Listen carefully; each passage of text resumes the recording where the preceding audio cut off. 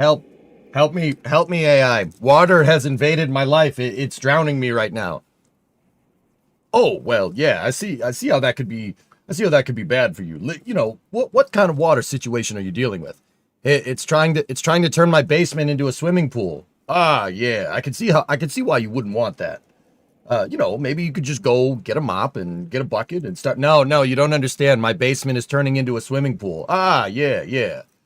Yeah, well, okay, so you could get the bucket and the mop and you could just start mopping up the water and you know, if you remove the water from your basement won't be a swimming pool anymore. Oh yeah, no, that's good.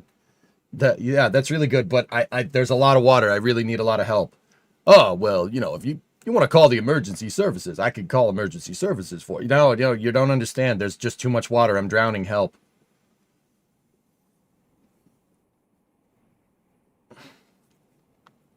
Hey, what's up? How you doing?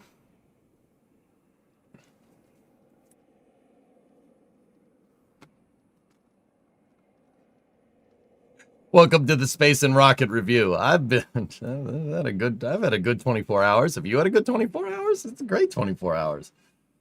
Have you tried not drowning? If you could just not drown, yeah, that would probably be really good because, you know, humans need air. Oh, thank you.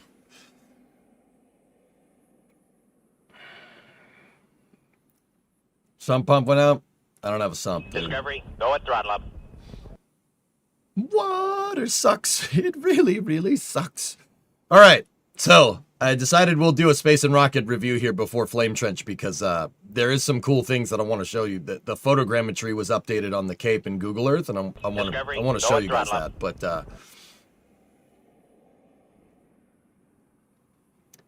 yeah, I wasn't around yesterday because the ice maker in my freezer decided that my basement needed a water feature. So that's good. Uh, yeah, my fighting with water continues. First, it was the mini split, which decided it wanted to make my office have a water feature, which we fixed. And then the Mustang has a bad cowl. The cowl drain in the Mustang is clogged. So it decided my passenger side footwell needed a water feature. And now my ice maker in my fridge decided my basement needed a water feature. It's great. It's great. So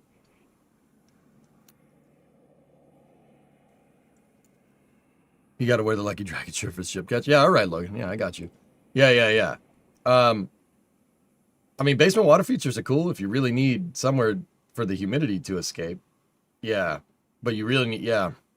So, dudes, it's a weird story, but it's a good story. Like, okay, on Wednesday night, I don't know if you guys watched that stream.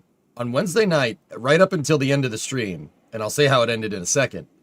I was having the worst Battlefield game I think I've ever played. I think I was 1-11 with like two caps or something. Like it was bad. It was the worst game I've ever played. I just kept spawning and dying no matter where I like popped in on the map. Like a rogue missile would hit me, or I'd spawn and there'd be a tank in front of me, or I'd spawn and just get shot like immediately. Um, it was the worst Battlefield game ever. Like, I don't know what the heck that was about, right? And then, you know, I was getting so pissed, like, I had to shut the camera off, and I was like, because I was like, I can't make any headway here. This is ridiculous. I was getting pissed, right? So I shut the camera off and everything for a little while, tried to get something going, managed to maybe salvage it to like a 1-to-1 kill to death ratio, which is, oh, that's pretty average, right? And then my computer blue screened. I was like, what the heck is going on here? So my comp the streaming computer just blue screened and crashed, which seems to be a thing that's happening more lately, which is fine. But you know, like this time, like it was just a random thing. Like the encoding rig just decided to stop, so I quit out and I was like, guys, you know, it's like 1 in the morning.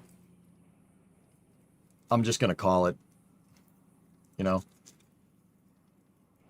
So, you know, I'm pissed. I shut everything off. I'm like, whatever, dude. I get into the house and I'm like, I gotta calm down. I gotta calm down because you know once you let that dog out, it gets the dog gets pissed, right? Not my dog. Titan's fine. And I was like, I gotta calm down. All right, let's reset. I gotta do. Sometimes I do chores to kind of reset my brain. It works. It's strange. I don't want to read too much into it. Just do the dishes or something, or empty the dishwasher, or go do laundry. In this case, I decided to go do laundry, right? I noticed when I got into the kitchen, I heated up some food and the fridge was making a funny noise. And I'm just like, that's probably broken, but whatever, I'll deal with it in the morning. So I go downstairs because I have my work pants on, right? I go downstairs, my laundry room's underneath the kitchen, right? And I turn the corner into the laundry room and there is a waterfall. I'm not kidding. Waterfall coming from the ceiling, and I have a drop ceiling in my basement, a couple of drop ceiling tiles on the ground because they got so soaked with water they fell, right? And there's water pouring out, probably about the rate of like if you have your sink, you turn the faucet all the way on, probably about that. I don't know what that flow rate is, but like just a waterfall coming from the ceiling. And I'm just like, I'm supposed to be calming down right now. I'm not very calm. Probably about maybe a half inch of water on the floor, but it was like flowing across the basement when I found it, right? It didn't get all the way across the basement. Like it did start filling up the basement. Thank God. So whatever it was, so me being me, paranoid, I'm like, okay, that weird noise from the fridge is definitely causing this problem. So I ran back upstairs and the sound's coming from the freezer. I have a pull-out freezer in my fridge. I pull the freezer out, no joke, a tidal wave of water and thawed deli meats comes flying out of the freezer all over the floor. Like a tidal wave of water. It was probably like 5 or 6 gallons of water in the freezer. And I'm just like, I'm not going to lie. I started swearing a lot. Damn it. Son of a, broke my watch. Like, what the frick? Like, what is this? Why is this happening? I got really mad. Yeah, I got really mad, and I woke Bree up, and the dog Titan came out, saw I was yelling, was just like, yeah, no, I'm gonna go back to sleep. Bye, right? And Bree came out. She was like, "What are you swearing about? What's wrong? What's wrong? Did the stream not go well? Oh my goodness!" And I'm like, Discovery, go and throttle up.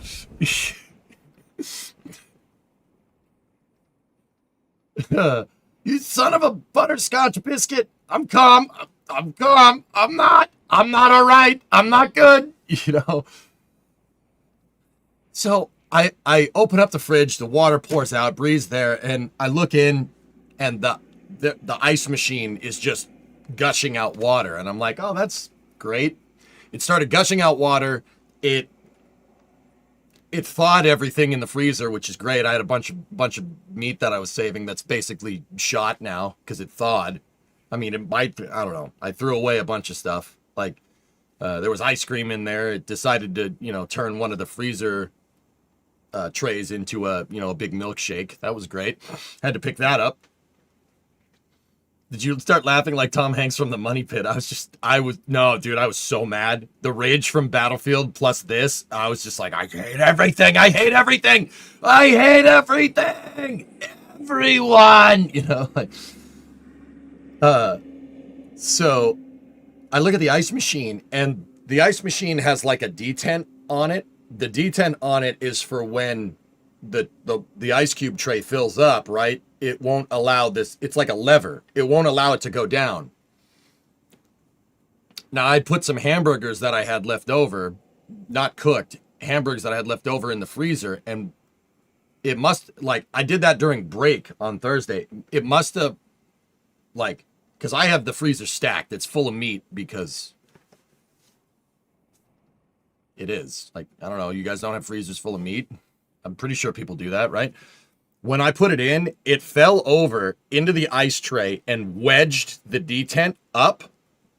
So the ice cube machine's like, oh, I'm gonna make some ice cubes now. And basically turned it into a water fountain or something. I've never seen that happen before. But I knew that that was the problem because my hamburgers were floating in the ice cube tray. Floating and holding the damn thing up. So I pushed the hamburgers out of the way, put the damn detent down, right? And the thing immediately stopped gushing water. This is...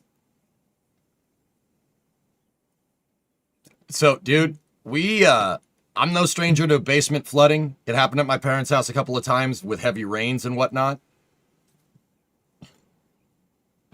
I was like, I got to get down into the basement and I have to clean everything. Everything that's soaked in water needs to be cleaned now, or else I'm going to have to replace the floors. I'm going to have to replace the rugs. Everything. Like, everything. Moisture in a basement is death. Like, if you ever own a house, your basement needs to stay at like 40% relative humidity. It needs to be dry as a desert down there, because the second water gets in there, it'll turn to mold and your basement's basically unusable. I have a shop vac, an actual shop vac, like shop vac, the brand. I have a shop vac in the house. I was using it on top of my shop vac that I have up here, this shop vac in the shop is full of car, so can't use that. But I had another one down in the house. I have a spare set of tools and everything that's separate from the shop, because moving tools back and forth between the shop and the house is a pain in the butt.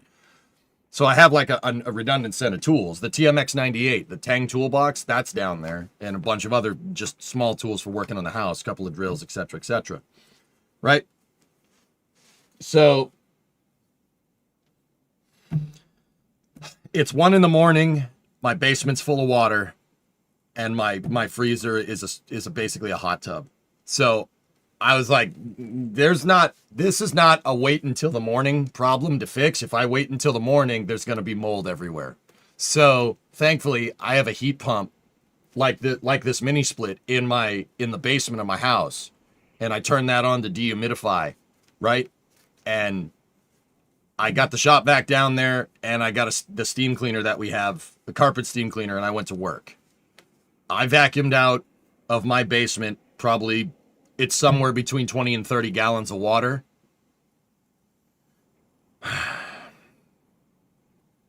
The drop ceiling is totally hosed. There's insulation in the floor between the drop ceiling and the upstairs floor. That's gone. I had to pull all that out. I had to scoop up my damn drop ceiling off the floor, and I had to get my trash, the municipal trash can. I had to pull it into the backyard and use the bulkhead and shovel all this crap out, and then I had to clean up all the damn water. Insulation, drop ceilings, toast. Some drywall is basically screwed. I have to cut it out. You have to cut it out and replace it. I haven't done that because I've been just focusing on cleaning up all the water. Yeah. Probably a good, I don't know, I'd say between $2,500 and $5,000 worth of damage down there, easily. I saved the floor, though. That's good. Don't need to put new floors in, because I vacuumed up. I have like a fake wood, like not linoleum, but fake wood with rubber liner underneath it in the basement. So I vacuumed all that up, and I dried all that out, and I set the mini split to dehumidify like crazy. And I was just down there shop vacuuming out, probably, yeah, between 20 and 30 gallons. I lost track. I lost track at 2 shop vacs full of water. The shop vac has a 12-gallon tank. So I've lost count. Does your basement have carpet? A little bit. It has some rugs down there spoiled, and I'd say probably about 5 square feet of the rug got soaked. My basement's open. It's wide open with the columns coming down. Right, like. So I spent the next probably 6 hours cleaning up the basement. I mean, Bree was down there too. I got the mop out. I doused the floors with Fabuloso, which is an industrial kitchen cleaner. Screw Windex, screws that, everything. Fabuloso, and it makes everything smell great. So the reason why I doused the floors is because if there was trapped water down there, I'd want the Fabuloso with it because the Fabuloso would kill the mold, and it smells like apples. So I started as soon as I shop vacked out all the floors, I started mopping the floors with Fabuloso, and Fabuloso's now ingrained into my floors, and it smells great. But the Fabuloso will also kill all the mold. And then the two of my carpets one carpet got completely ruined. I had to take that and throw that outside. Oh, it's monsooning, by the way. It rained all Thursday evening into Wednesday evening into Thursday morning. So, as I'm shoveling this drop ceiling and insulation out into my stupid trash can, it's monsooning outside. So that's good. So the bulkhead filled up with water. I had to clean that too. We got like 2 inches of water down on the South Shore, so that's good. And yeah, I was probably up until 6:30, 7 o'clock on Thursday morning, cleaning the drop ceiling and getting all the water out. Bree finally convinced me to go to bed at like 6, maybe 6:30. I lost track of time. And then I woke up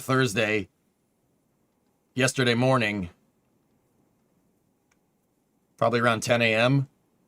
Went down to the hardware store, bought a dehumidifier on top of the heat pump, and I took my industrial fan from the shop and put that down there. So I'm circulating air. I have 2 dehumidifiers going, and I proceeded to spend the rest of the day shop vacuuming probably another 5 to 6 gallons of water, just out of stuff.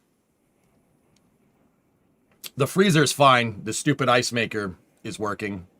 But yeah, it jammed the detent open and started pissing water everywhere. I checked the water lines on the fridge to make sure there's no pinhole leaks. There isn't. I don't have a copper line going to my fridge. It's a braided line, so it didn't have any leaks, which is...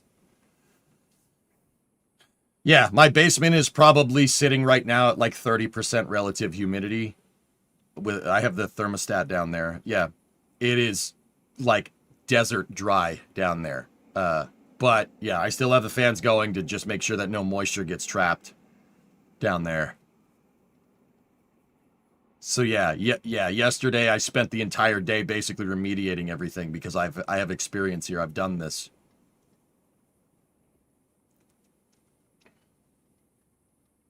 Well, there's your problem. You put a Minecraft water source block in the freezer. That's pretty much what happened. The ice maker line did not split. And Drunar, thank you for the $5 for some water wings for you and Titan. Yep. Dude, this one was just a freak accident, man. The mini split was kind of my fault. But yeah, this one was just a freak accident. The I packed the freezer full, and when I pushed the freezer back in, it fell over, it got jammed, and then it jammed the detent open. It's a freak accident, dude. I've never seen that before. Like, I keep telling people, like I told my parents, like, the ice maker jammed. And they're like, no, that doesn't happen. It's got to be a pinhole leak. I'm like, it's not a pinhole leak, I swear. It's not. So I had to pull the fridge out.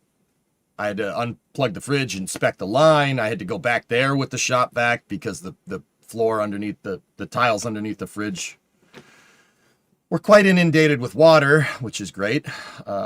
Yeah. Why are you yellow? I don't know, man. It's probably the camera adjusting to the red shirt, the red on the Boston shirt, dude. It's the automatic exposure on the camera. It's making me look orange today. Here, see, we, get some pale skin in there, I go back to being the right color. But if I flip this over, watch, I'll turn red again. Watch, right? Hey.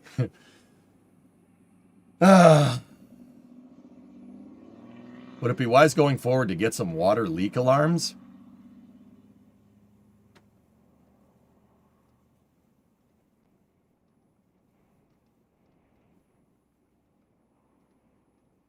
I don't understand. What do you mean?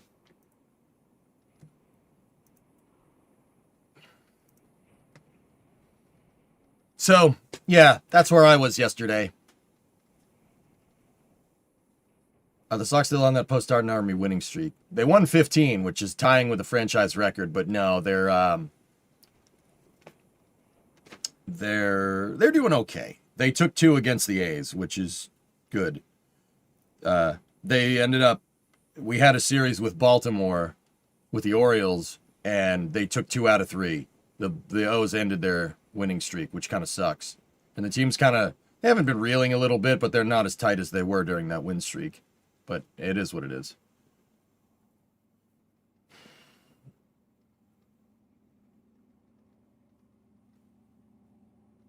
Yeah, devices that make noise when water is detected, they make dumb ones too. Yeah.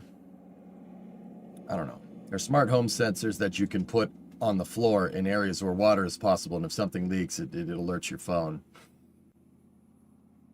Yep.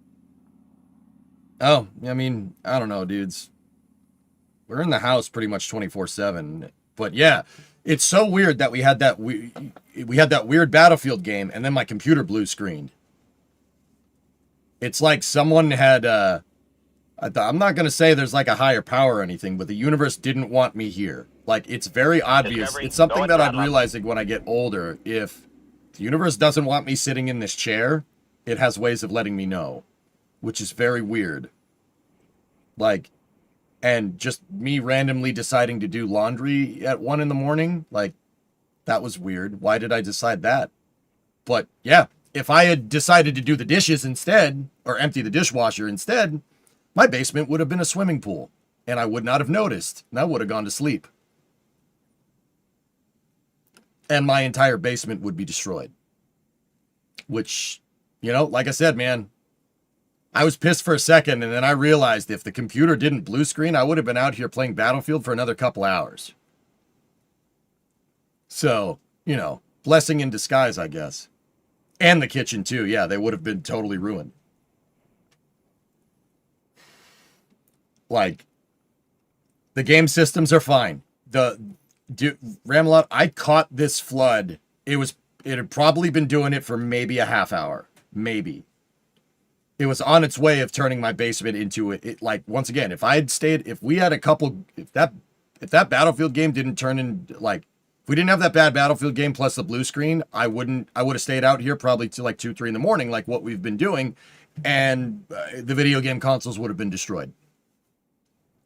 That's my N64, my SNES, my GameCube, my Wii, the NES. They would have been destroyed. Which, yeah, can't believe that. So they're on the floor. They're not on the floor. They're in a console. I'll show it to you guys someday. They're in a console, and the console they're probably about maybe an inch off the ground. They're not on the floor, and water did get under them a little bit, and I had to take that all apart and clean behind it and stuff.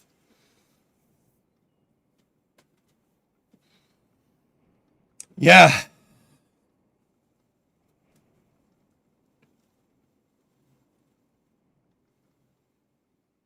Yeah, those water alarms probably aren't a bad idea.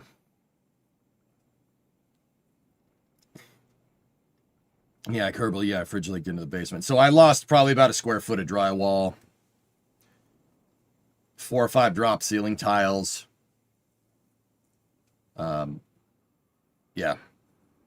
I saved the floor, though, or at least I think. I'm pretty sure I did. Dousing it in industrial cleaner probably killed any mold spores that would have been in there, so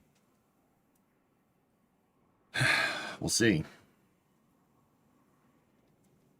Like, dude, it was just me I just poured Fabuloso all over the floor and started mopping everywhere. Like I said, I'm really happy that I was doing bad in Battlefield and that blue screen happened, because if it didn't, my basement would be destroyed.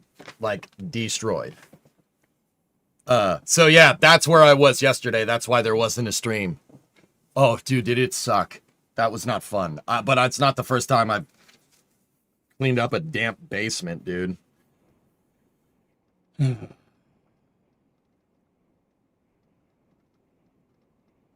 Yeah, Blackness, we couldn't get a leg up that game. I don't know what the hell that was about, man. We couldn't get a leg up. Like, dude, it was just these the higher power, like Jesus was telling me, like, no, you can't be here right now. You shouldn't be here. Go down to the house. Like, all of us, like, it was so weird. And then I was like, no, I want to finish this game. And then my computer's like blue screen. It was weird, man. Your basement is not a launch pad, sir. You do not need a deluge system. I didn't want a deluge system, man. I got one. I didn't want one, but I have one. Someone was telling you to go down to the house. Geek, I'm not like, I know this channel's about science and stuff, but dude, we have Bree's grandpa that passed away in December of 2025. We have his prayer card on the fridge. Look, man, his name was Dave. I'm not trying to say that Dave was like, dude, stop playing video games, start farting around. You have a house to fix, but pretty sure he's looking over us, man. That's weird. We put it on the fridge because, yeah, we usually don't put prayer cards on the fridge. Dave's not here, man. Oh, he was here. He's looking out. He's looking out for me. Thank you, Bree's grandpa. You rule. Yeah, he's, dude, I'm telling you, something was trying to, like, that was the strangest Battlefield game I ever played, no matter where I spawned. I popped in at Alpha Point, which is ours. I get blown away by like an airplane. Prop in at a Bravo Point, or at Alpha Point, I get blown away, right? Like, I popped in at Foxtrot, got blown away. It was the strangest thing. Like, it was just spawn, die, spawn, die, spawn, die, spawn, die. And I'm like, okay, what is this? What's going on here?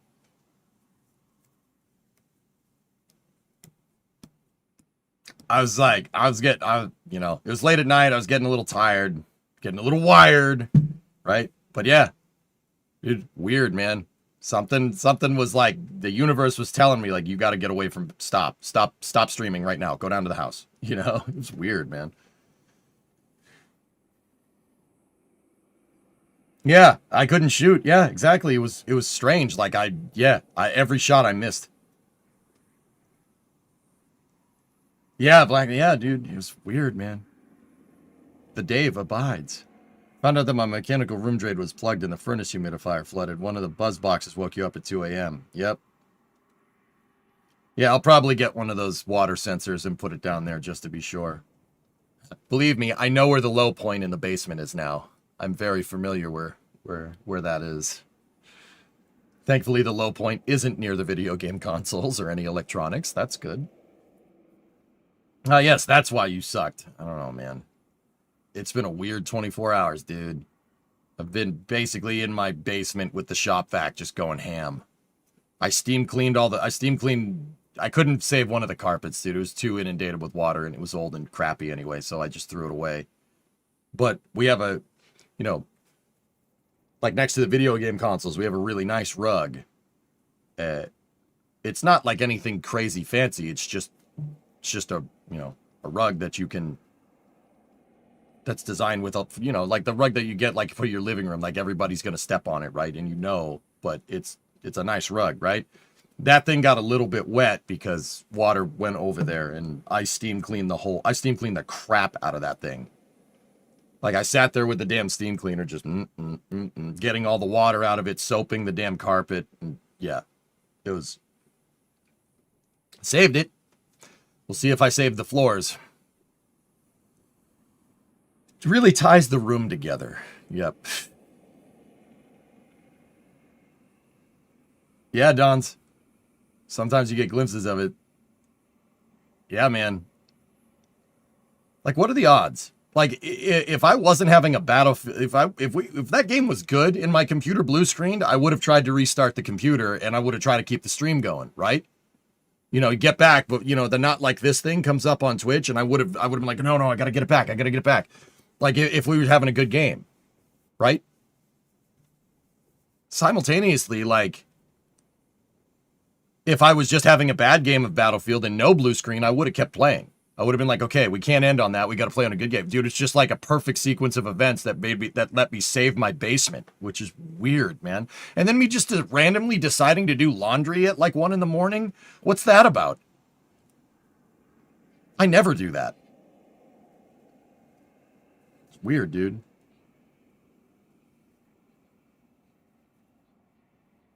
I'm not preaching to you, but it's the Holy Spirit. Once you start noticing him, well, Quigsby, don't worry. I'm not ignorant to that. But yeah, dude, universe, or someone was like, no, you can't be here right now. It was the same kind of thing like when Bree was in the hospital a couple months ago. It's just like, I was like, well, maybe I should work, you know? No. Don't go up there. Every time I tried to come up here and do a stream, something weird happened, like something broke or something strange. Like, you know what, dudes? Like I said, I'm not going to question it. It's just a weird sequence of events. Like, and thankfully, you know, it's only like maybe a couple grand worth of damage and not like $10,000 worth of damage. It's all stuff I can fix, which is, yeah. But if like I said, if I'd just gone to bed that night, my basement would be destroyed. Like, it's weird, man. It's very strange. We designed this thing to support a launch every hour. Yep. Do you feel anything when that happened? Dude.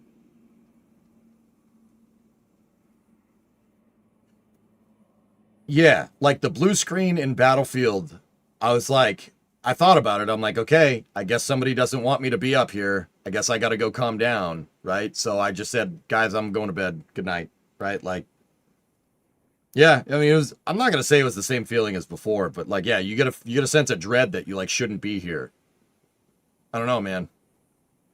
I'm like, okay, I should stop. The universe does not want me here. Like, I had that passing thought, and I'm like, okay, I got to go calm down. And then I went and found the swimming pool, and I'm like, huh. I was mad. And then I thought about it for a second. I'm like, oh, that's what's going on. You know?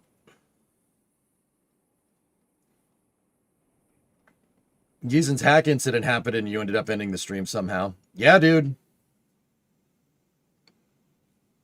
Yeah, Grumpy, trust. Yeah, dude. And I'm not trying to say like people need to be spiritual, man. If you don't, if the universe is telling you something or a higher power is telling you something, you do what it, like one thing I've figured out about life is that you do whatever works. There's no rhyme or reason to this. Like do whatever works. But if you want to think it's the universe saying something or a higher power or whatever, yeah. Well, it's good. Like, I'm not trying to say, like, oh, everybody here needs to accept the Lord as their savior. Like, it's just weird, man. Just a weird sequence of events. The water definitely cooled me down. Yep. You could say that. Should have eaten all the hamburgers.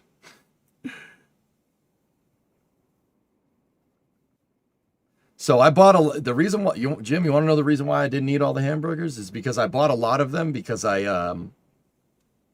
had a cookout at my house last weekend, and not as many people showed up as I wanted to because some last minute stuff. So I had extra hamburgers, so I jammed them into the freezer. So it's really my friend's fault for not showing up. Imagine thinking like that. It's really your fault. I'm gonna call my buddy and be like, hey, you didn't show up. Now my basement's a swimming pool. You suck. Click. I'd probably do that as a joke, but yeah. Anyway. Yeah, the gut feeling, man. Dude, it was a thing. Like, yeah. Why did I want to go do the laundry? I was like, okay, I gotta calm down. I'm gonna go do the laundry. It's just like I said, if I decided to do the dishes instead, wouldn't have noticed.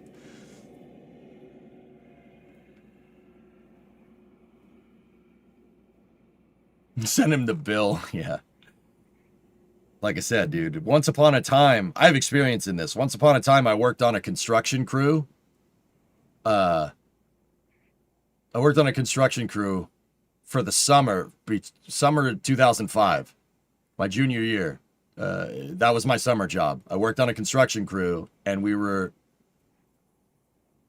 Dude, oh, man. So you guys want to hear a good one? Check this out. So I was working on a construction crew in 05, and I got on that construction crew because I played Tribes 2 with the guy that owned the company. And, we got to talk and figure out that, oh, you live down the street from me, right? Like, Guy ended up living like in the next town over. And he's like, dude, I need people for a construction job for the summer, right? And we ended up redoing an old TV shop, right? There was a TV shop in Franklin. Where's Franklin? It's down here somewhere. There's a freaking old TV shop, and it's, there's Medfield. It's got to be over here somewhere.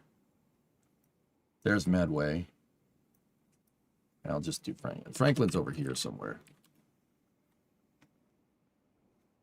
Right? There was this old TV shop right here, and I always thought it was super cool because there's a three-way intersection in downtown Franklin. It has the train tracks going under it, so we could, we could hear the trains go by. We were redoing this, right? That place, right? And it was an old TV shop that had been abandoned for a long time because it's the mid-2000s and tube TV repair shops, not a thing, right? And we were redoing it into a restaurant. And I was in the basement. And the drainage line broke. Not when I was there. That was part of stuff that needed to be fixed. The drainage line broke because the place had been abandoned for a while. And the drainage line broke so that there was no trap and poop was all over the floor. And I was like, all right, cool, working on a construction crew.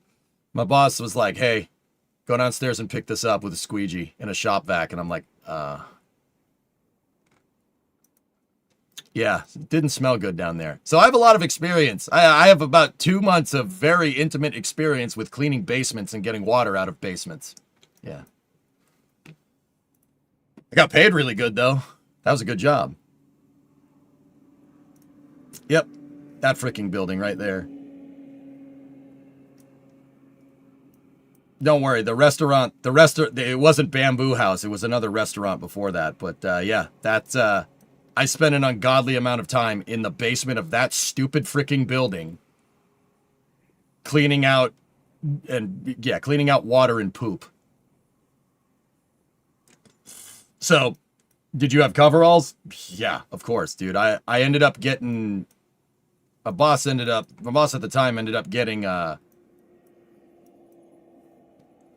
he ended up getting like fly fishing gear for me so I could the suspender thing with the waist down. But yeah, dude, that summer of '05, I was in the basement of that stupid building right there cleaning out literally poop out of the basement. And man, like, that was a lot of work.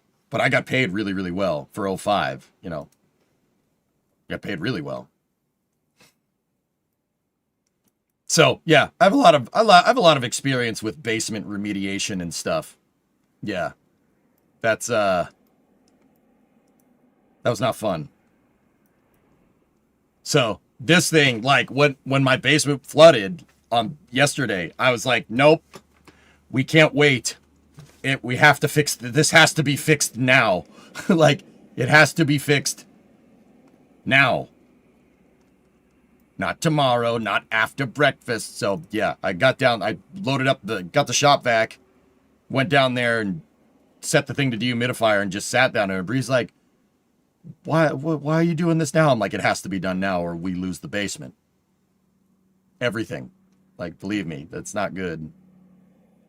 So like 10 years ago, yes, you're being obtuse. Now you're being acute. Or am I being obtuse? So, yeah, man, that's where I've been for the past 24 hours, which is great. Your buddy's company does crime scene cleanups? Oh. Yeah, so sorry about that. We were kind of getting back into the groove, dude, but life has a way of being like, no, Is there after hours tonight? Yeah, after hours tonight should be GTA racing again, or GTA shenanigans. That's what we're going to do. So we're going to do Space News now, then Flame Trench, then probably, I don't know, depending on when Flame Trench ends, maybe a couple of games of Battlefield, and then some GTA shenanigans. You got a sewage backup? No. My ice machine decided, the ice machine in my fridge in the kitchen decided my basement needed a water feature. The ice machine, it didn't break, but we'll say it broke and turned into a water fountain. Sorry you had to deal with that. It's okay, Myers. It's all right. I've dealt with worse. You guys know. You guys are very familiar. Watch the life updates video that I have posted from a couple months ago. I've dealt with way worse than this. This is a problem that I could fix. This is a problem in my control. I could fix it right now. And well, that's what I chose to do. And now my basement's dry. And hopefully I save the floor. We'll see. Was it a Samsung fridge? I have no idea what brand that fridge is. I didn't buy it. It was here when we moved in. Have you ever had to clean up an oil spill? No. I could have probably claimed it on insurance, Dons, but no. I just cleaned it up. I'll cut out I know how to do drywall. I'll cut out the drywall. I'll put new drywall in. It's not a big deal. Probably do that this weekend.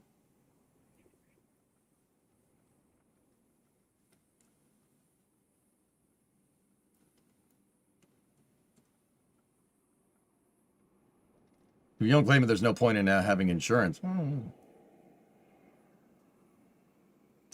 Well, let me put it to you like this, guys. If I didn't save the floor, I'm claiming it because replacing that floor would suck. Building materials are insanely expensive right now. They've been expensive since COVID, which sucks. But stream the drywall installation? I don't know, man. I have a weird thing about streaming from inside my house. Like I don't like doing that.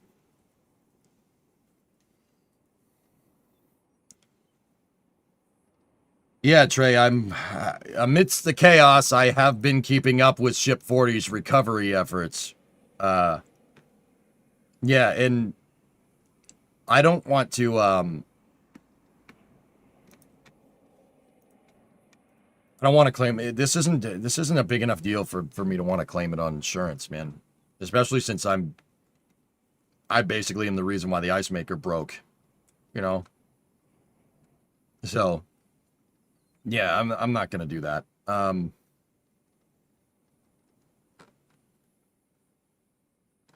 me see. So we could space news it up now. Just thought I'd give you guys a little update where I was. I don't like not being here. You guys know.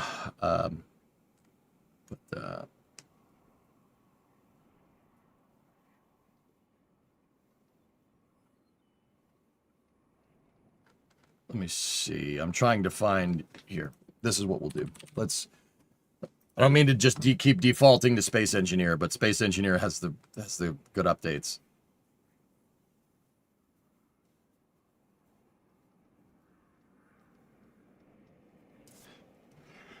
Could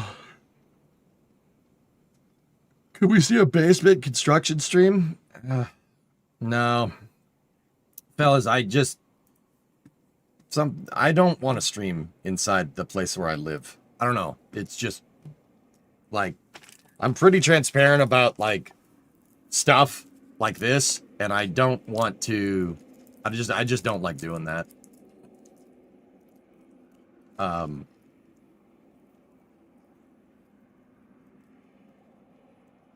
You ever cleaned up a huge oil spill? No, for the second time. No, I haven't. Yeah, it's just, yeah, work-life separation, dudes. Trust me, it'd probably be good content, but I just, you know, my relationship with content creation is like, I do it on my terms, you know? Like, that's how I roll. Like, you're not going to see me advertising, like, you're not going to see, you know, be like, oh, this stream is sponsored by Blurp, right? I wouldn't do that. I don't do that stuff. That's always been my rule. I generate content on my terms and my terms only. And if there are sponsors out there that want to sponsor the stream, you're doing it on my terms, not vice versa. That's why I don't really carry sponsorships too much. You don't see me plugging merch or anything like that. I mean, I do have merch if you want it. It's on Redbubble. It's pretty good. It's okay. I think it's priced pretty fairly for what it is if you wanted to buy one. But I don't do that. I generate content on my terms, not anybody else's. So, Blurperderp and Blurperderp XL get 10% off with EJSA. What if Firefly wants to sponsor you? I will not take sponsorships from any aerospace company. I will not do that. Conflict of interest, dude. Would it probably be fine? Yes, but that raises some ethical concerns, don't you think? Considering I'm a space flight analyst and I tell you guys about what's going on, like in the news, I wouldn't do that. You love the truck shirt? Yeah. So, sucks about the surprise pool. I'm honestly glad that Bree and Titan are okay, but it's still a crap 24 hours. You know what, dude? X-Wing, I'll be honest with you. I've had worse. I'm not going to need, like, some time off or to take it slow or anything like the last major life screw-up that I had. Like, look, I fixed it. It punched out a day on the stream, and that sucks, but I fixed it. It's no problem. This it's not like what happened with Bree that's completely out of my control. This one's in my control, so I just fixed the problem. Yeah, I already updated the cover sheet, so it's not even really a problem anymore. Oh, yeah, well, we'll just get you that memo, like, I mean, you've been going through the ringer lately. Shmam, it's fine. Guys, I'm good.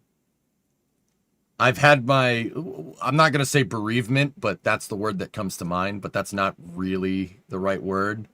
I've had my time to process what happened. I'm good. I'm fine. Like, honestly, I'm in a good spot. Like, I know I'm in a good spot because instead of pissing and moaning about my basement flooding, I just fixed it. And I didn't even think about it, which is great. That means I'm back to normal, which is fantastic. I gotta fix this now. I don't want my basement ruined, so let's fix it. I didn't sit there. I swore a lot. I'm not gonna lie. I was swearing. I did a lot of swearing. I was shooting. I was doing a lot of shooting, man. Somebody shot you in the butt. Yeah, Mike, it was you. There's a big chunk missing. Oh, no, I was shooting. I did a lot of shooting. Discovery, go and Somebody shot you in the butt. Your bereavement. Yeah, well, exactly. So, yeah, we're good, man. We're good. If Snap-on or Milwaukee came knocking, you should think about it. Free tools. I've actually been talking with Tang Loco about that. My thing with I know people that work at Tang Tools. Tang is a Swedish tool company. They're on par with Snap-on and Matco, and I'm not saying that because they told me to. I'm not sponsored by them. I'm saying that because I have a toolbox full of their tools, and I've been using it to work on the crew cab coronet out there for the last, I don't know, year. Well, maybe not a year. Let's say 6 months. The tools are fine. They're great, actually. I use them all the time. They're really, really nice tools. They are expensive, but they're professional grade tools. They're really good. So, if anything, I would, I'd work with them because I've used the tools. I won't take a sponsorship from, like, let's say, like a meal prep company, right? Do I do meal prep? I do not. Do I use that service? I don't use it. I won't take a sponsorship without using services. That's weird. I don't like that. I think that's borderline unethical. Like, I'm not going to use some random VPN service that I've never used before and then start shilling for it without knowing if it's good or not. I'm not going to do that. I'm sorry, I'm not. I'm generating content on my terms.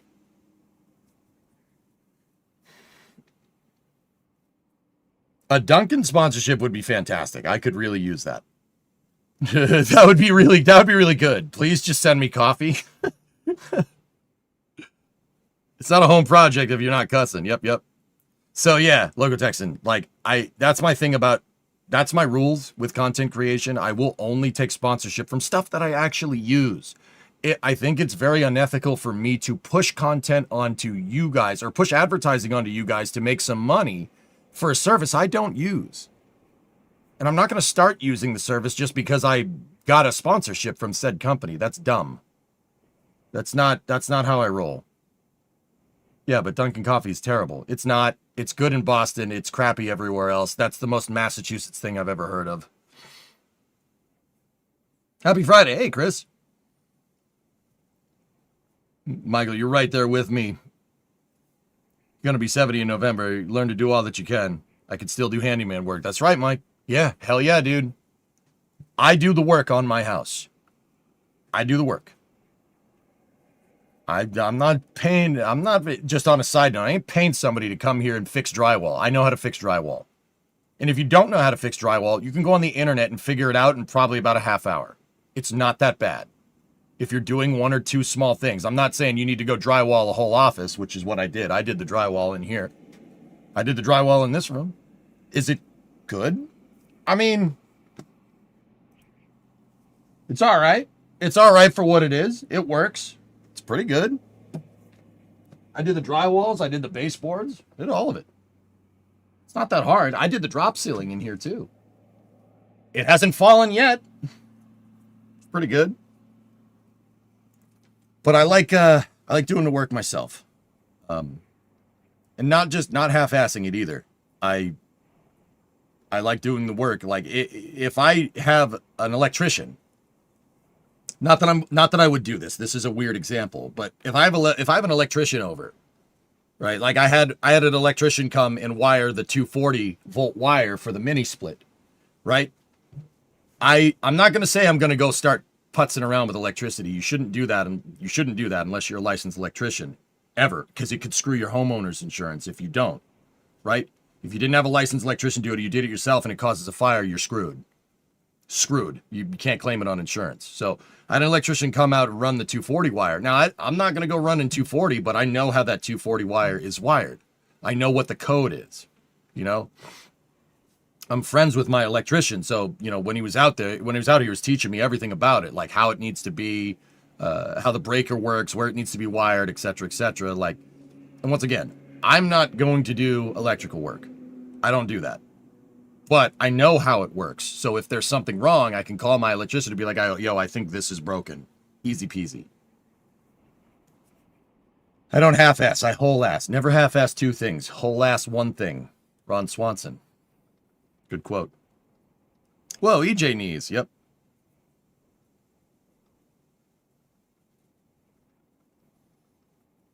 You watch a car repair YouTuber who has a deal with a degreaser. Kind of random. Is that Pole Barn? Pole Barn, I'm pretty sure, has a deal with Super Clean, which is really funny, actually. That sounds like Pole Barn to me. That guy's cool. I like Pole Barn. If it is Bacon. Yeah. Dalton's good people. I'd love to meet that dude. He does some damn good work on cars. But anyway, yeah, if it's like drywall, framing, I can do framing. 16 on center. It's not that bad.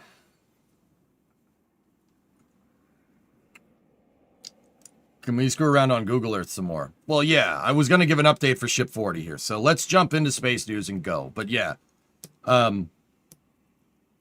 Yeah, a little bit of a life update there. It only took an hour. Man, if somebody's going to click on this video for space news, I'm sorry. The space news starts right now. Maybe you know what we'll do? We'll flash the title screen here. So if someone's plowing through the thumbnail going, when is he going to start talking about space?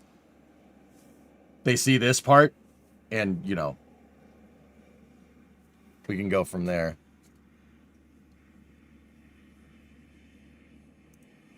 All right. There we go. So, Discovery, go at throttle. it looks like that Norman Ranger ship, guys, is the guy. So this is an update from Space Engineer from 35 minutes ago. The Norman Ranger has met up with Go Australis, which has been trailing the floating starship for the past 6 days. Skimmer tide is still about 360 kilometers, about 18 hours out. Ship 40 has floated approximately 400 kilometers since touchdown occurred 162 hours ago. And that's following the first deliberate heading change by the Australians since they started trailing the floating starship days and days ago. This puts them with the aft end of the vessel roughly in line with the nose of the ship, as it's been floating at a pretty consistent 40-degree heading. All right, well, Leon, there you go. He's talking about space. It's living space. Yeah. Hey, Jib, 8-month resub. Vanguard had a 21 or 65-monther in there, too. Is your camera foggy or am I tripping?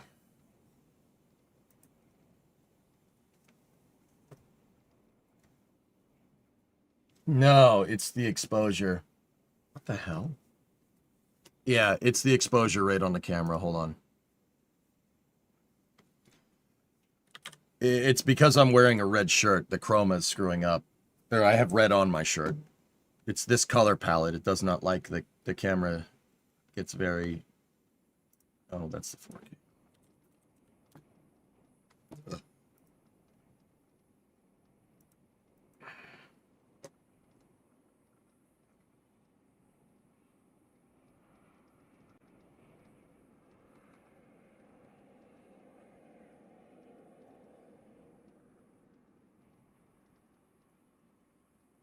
Take a little bit out of the temperature. Adjust the tint a little bit. There we go. We're back to normal. Yeah, the white balance doesn't like the red hat with the red text. It's okay. Should be fine now.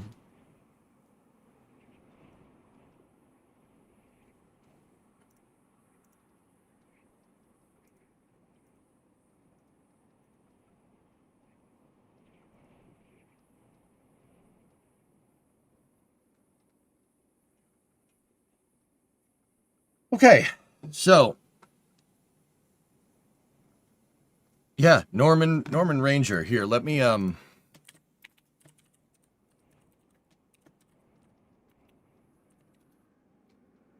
Norman Ranger is a towing ship, guys, for what it's worth. It's what is it? Portugal it's a no, it's Norwegian flag, and it's operating out of Australia.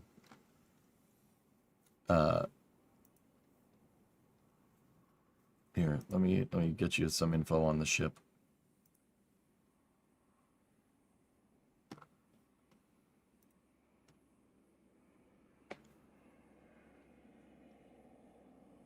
Owner is Solstad Marine, built in 2010.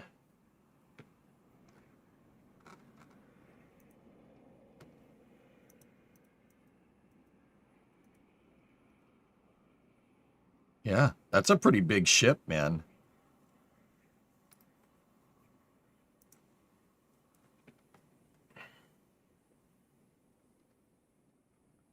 Yeah, see, it's out there with Starship. Ship 40 is still floating, guys, just for what it's worth. They're going to try to get it.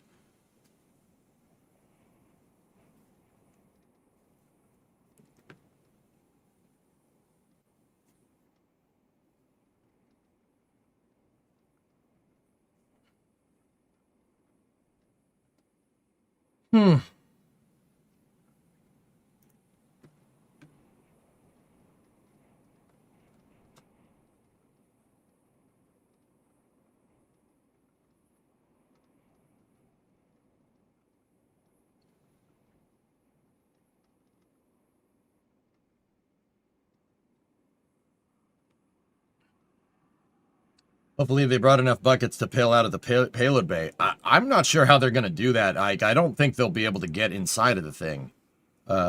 Unless there's an access hatch. But I'd be worried about opening up that access hatch. I'd be worried about opening up the access...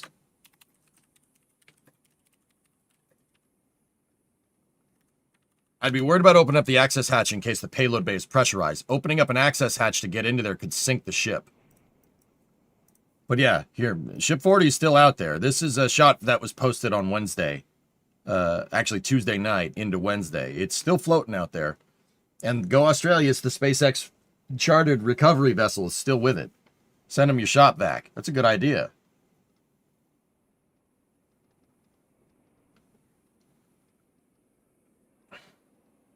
Yeah, the Norman Ranger, Bob, it met up with Go Australia. So it's out there. There's also a second ship.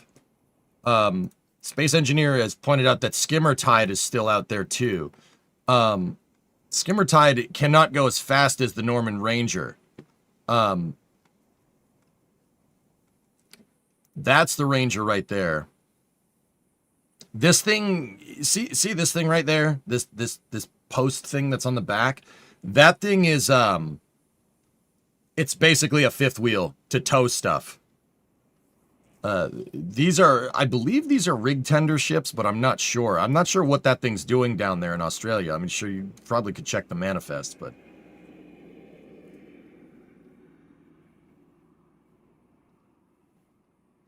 Go Australis, not go Australias. Yeah. Yeah. What you said. Holy cow.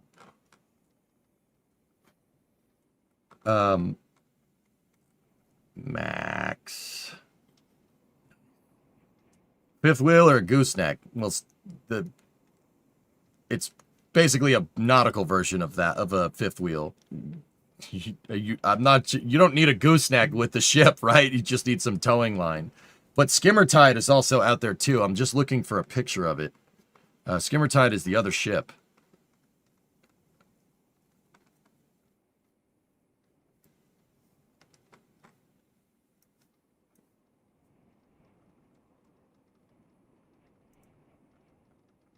Trying to find a picture of it.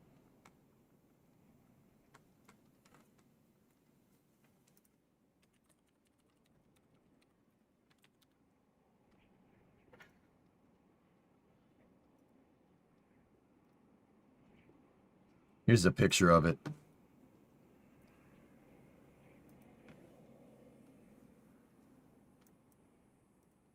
Yeah, these... Skimmertide doesn't have all that equipment for towing, but that doesn't mean it can't tow. You could pretty much tow with any ship. Wish I had Chief here. Chief would know all this. Let me just shoot him a message.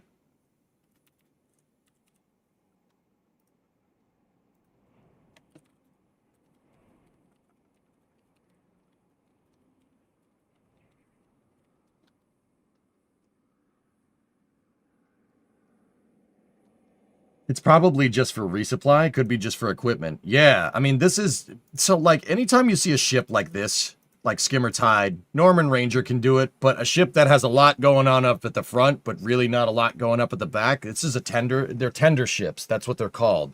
Not like they're soft. They're, SpaceX's recovery ships that they had, you know, for recovering dragons, they still have them, but they were originally oil rig tenders. It's essentially just a pickup truck. This is a flatbed. This is the flatbed version, flatbed pickup truck, but in boat form. It's just, you got a couple of cranes, and you got a lot of crew quarters, and it's just flat down here. You can haul stuff, you can load stuff on it, it could tow things, you could put stuff on it.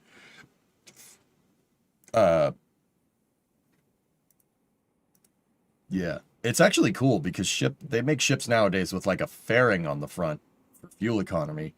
They make the hull, the boat hull goes all the way up here. You see that? That's how, like, that's pretty neat, dude. Yeah, that's for aerodynamics, because I guess that matters when you're going like 10 knots or something.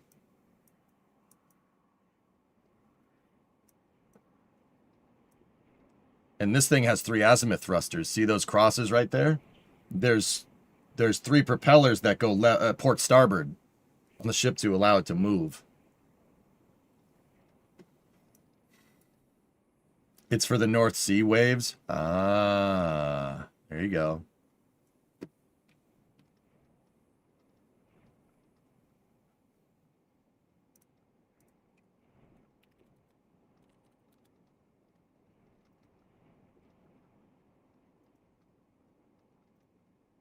You sent me a picture of Norman Ranger trade. Could they lift the ship on board the back, or is it too small? What? Lift the ship on? No. No, no, no, no, no, no, no, no, no, no, no, no, no, no, no.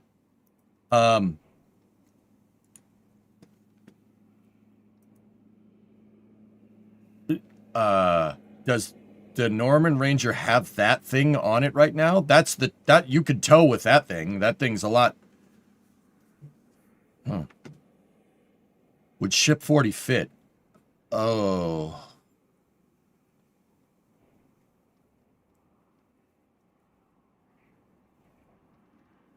I would, guys, okay. I have very limited knowledge of maritime sea recovery. I would not attempt to lift that thing up out of the water. I would just tow it. The only time I'd want to lift it up out of the water is if you had a semi-submersible like Boca Vanguard, like what I was saying. I would not try to lift that thing up out of the water. You'll break it. Lifting stuff in general with cranes, you gotta be careful. Lifting stuff out of water is a dynamic lift. It's a very dynamic lift because it's going to change. The buoyancy is going to change, and if it's something that you really honestly need, like calm water, like you need no waves. Because think about this: if the ship is bobbing up and down in the water and you're trying to lift it, you're tensioning and detensioning, tensioning and slacking the whatever you're lifting the thing up out of. So you're really flexing the entire ship unless you can lift the whole thing out all at once. It's not like you're just going to pull the nose up onto this thing and, you know, have it, you know, pull it up in like a beach whale. That's not going to happen. You do not do that. It would break it. It would absolutely break the thing. I would not. Yeah, you need calm waters for recovery like that. Yeah. Now, don't get me wrong. There are ways around it. Now, there isn't ways that we have that are around that you could get around. There was at one point. So check this out. And this isn't really designed for a floating recovery. This is the Glomar Explorer. If you don't know about this, it's a really cool ship. The Glomar Explorer was originally touted as a mining vessel, a deep sea mining vessel. It was built by Howard Hughes. And it's a deep sea mining vessel that was designed to scrape raw materials off the surface of the ocean, like in deep water, for mineral recovery, right? That's, yeah, see, some of you guys know. Except for the fact that it wasn't any of that. This was a CIA front for a project called Project Azorian. Project Azorian was a project that was designed to recover the sunken K-129 Soviet submarine, which sank in really deep water, and what we did was we tried to go and get it. The Glomar Explorer,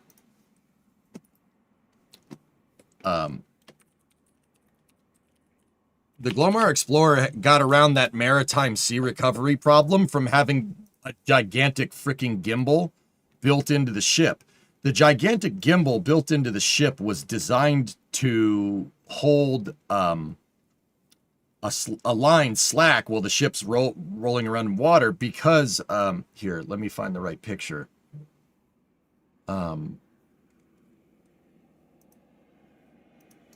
Because the Glomar Explorer had a well deck built into the bottom.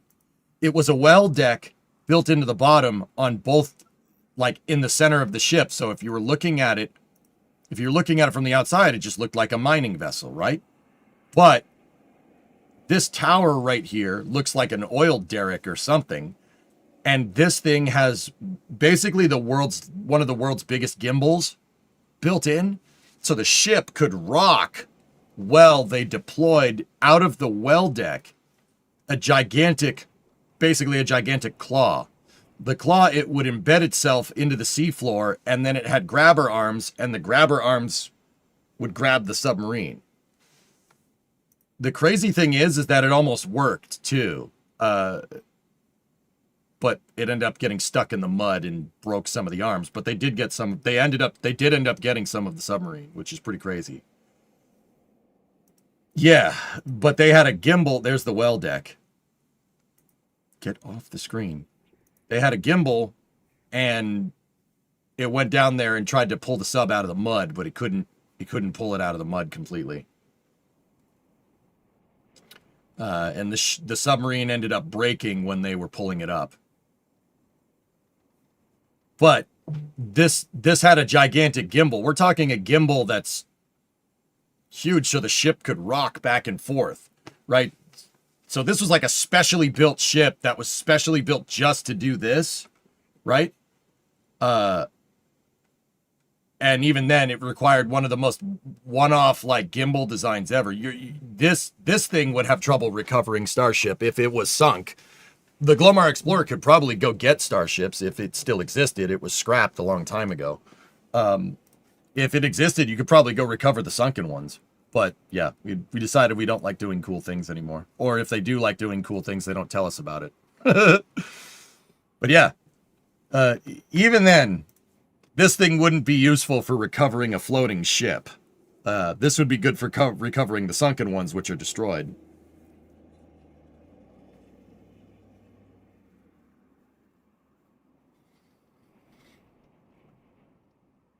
Yeah, that's right, Andromeda. Yep. You need the Black Marlin. So yeah, the only time I would try to lift this thing up out of the water is when it's in port. Yeah, I wouldn't do that. Lifting stuff up out of the water in rough seas, or even like a 5-knot wind would make it so the ship's bobbing up and down like this, which is exactly what we see in Elon's footage that he posted. That makes this, it's not, see, it's just slowly going up and down like that. It's not that it can't be done, guys. Of course it could be done, but it's just dangerous. If the thing is, it's just, why would you do that? There's no need to, you don't need to pull it out of water right now. If they can get it back to a port in Australia, right? And use a crane in a dry dock or something to get this thing up out of water. Now we're talking.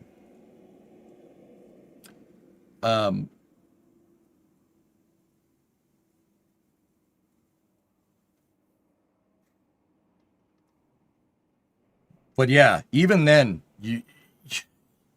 getting this, I don't think this thing is, I don't think they would get this thing vertical. Really, I really don't think so.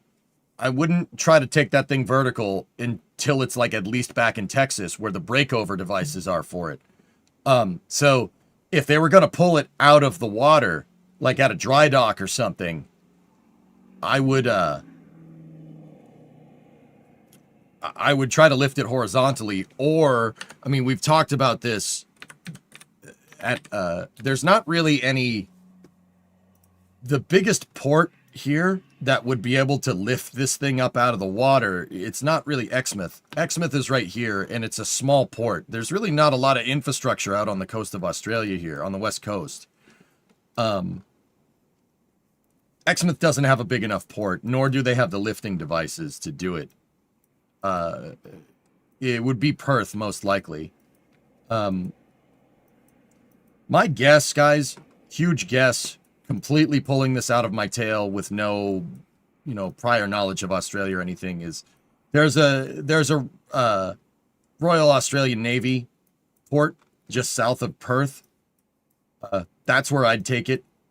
It's down here somewhere. It's the one with the ship turntable that we found the other day.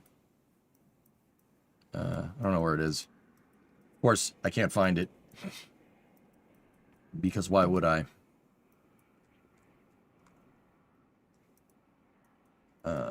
It's down here somewhere. Yeah, here we go.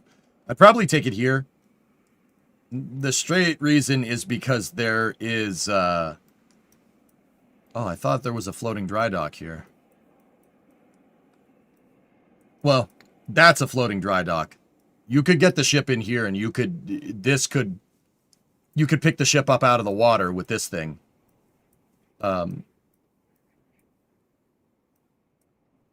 Yeah, that right there. This guy. This is what I'd use.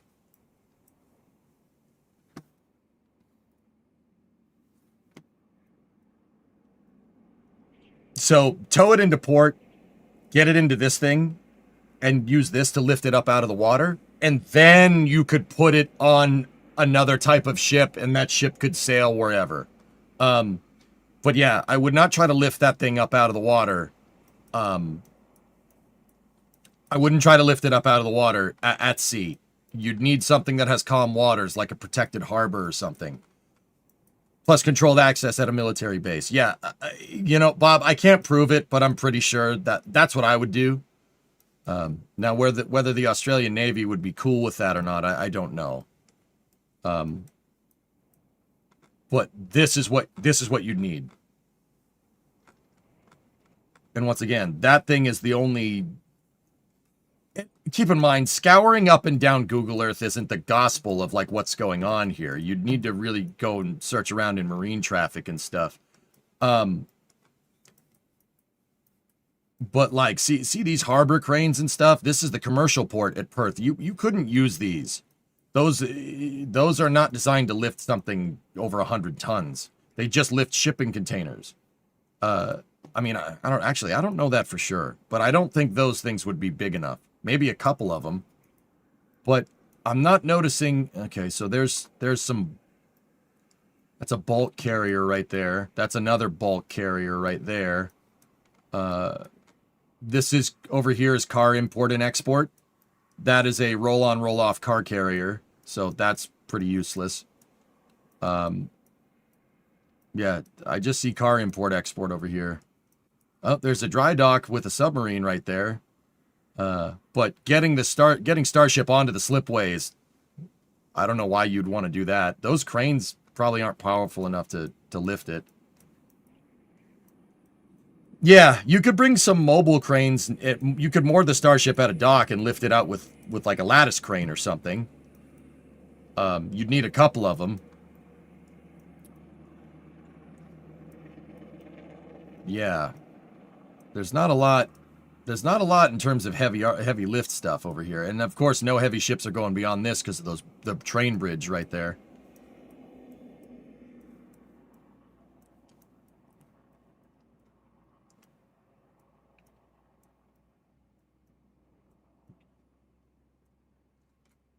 Yeah, that's about the extent of the port. You're not going up the river. No heavy ships are going to get into here. Oh. Perth's all the way over there. Or at least downtown is. Dude, I don't know. I'll admit, I don't know much about this part of the world, to be honest with you. I really don't. I would go here, though. Or at least, you know, call the Australian Navy and be like, yo, I don't want anybody to see this. Help me out. What's going on over here? Yeah, those are just moorings. Oh, looks like more. What are the risks of the ship popping? I would say at this point, Drummer, relatively low. As long as you don't get into rough seas, like super rough seas, I think you'd be all right. What's going on here in Geraldton?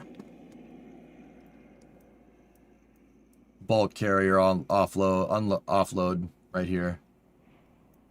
So bulk carriers, guys, are designed for moving raw materials. Anytime you see a ship with the holes in it, or the square holes in it like this, it's designed for moving like anything from iron ore to grains or whatever. These ships move raw materials in bulk, hence bulk carrier. And then of course there's like container ships, and that's on Google. This is a bulk carrier that's being brought into port from the two harbor tugs, right? So with ships that are coming into port, you have what's called a harbor pilot, right? And when the ship gets near the port, they'll send out the tugs, and the harbor pilot will take the helm of the ship, and it's somebody that's very familiar with the port, will navigate the ship in, because there's so many freaking ports. Yeah, they'll navigate the ship in. Like, you see a ship that's being tendered by two tugs like that, the harbor pilot's probably on board. So Geraldton has a deep water port. You could bring it here, but how are you getting it out? Headland has 2 mobile harbor cranes. Headland. That's Port Headland. Port Headland is up here. Yeah, Port Headland is much closer to where the action is. And it is a very deep water port with, I mean, yeah, you want to see Australia's playing Factorio out here with all the conveyor belts. Look at all the bulk carriers, dudes.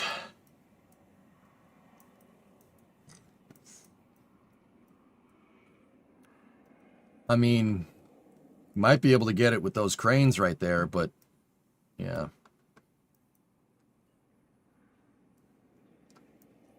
Could they bring it to the Cape? Which Cape? Cape Canaveral? Oh, dude, I'm not even going. If that's what you're asking, I'm not even going that far, dude. I'm just thinking about the recovery operations for the ship after they get it, because there's no doubt that it's floating. And once the Norman Ranger has it, right? Once the Ranger has it, this ship is not going to pick it up.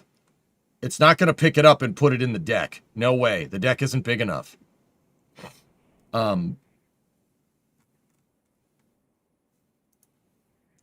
It's nowhere near big enough for a starship. This ship's most likely going to tow it. Is there open wharf space at Headland? I don't know. I have no idea, dude. I don't know how any of this works. Like I said, I know a little bit about how this works, like harbor pilots and stuff, but dude, I really don't have an answer for you. Total of those two cranes is 400-ton lift capacity. But what are you doing with it from there? What are you doing with the ship?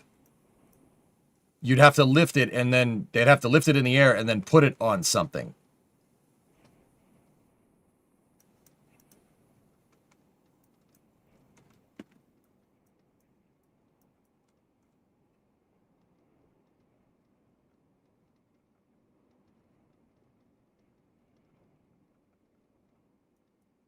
Lift it and slide a barge underneath it. And then what, Oculux? We barge this thing across the Pacific Ocean? There's a 1,400-ton crane recently built down there. That could lift it. Do you think they might send the converted Of Course I Still Love You to Australia? It would be a good shakedown for it. But, fellas, how are you going to get it there? You're going to tender a barge across the Pacific?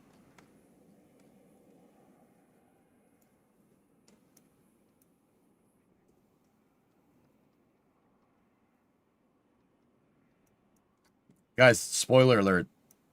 Of Course I Still Love You is over here somewhere. And I think, to my knowledge, I'm pretty sure Of Course I Still Love You could traverse the Panama Canal. But then what? You're not sailing straight across the Pacific. That's not how they do that. The shipping lanes go up here.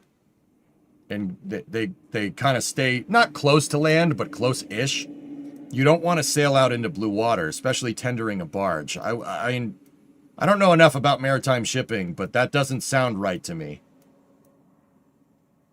How big is the other ship? The Norman Ranger? It's pretty big. That's a big ship, but you're not fitting Starship on that. I don't think you'd be able to fit it on Skimmer Tide either. Skimmer Tide's pretty big. Let me see if I can find some things about the vessel dimensions.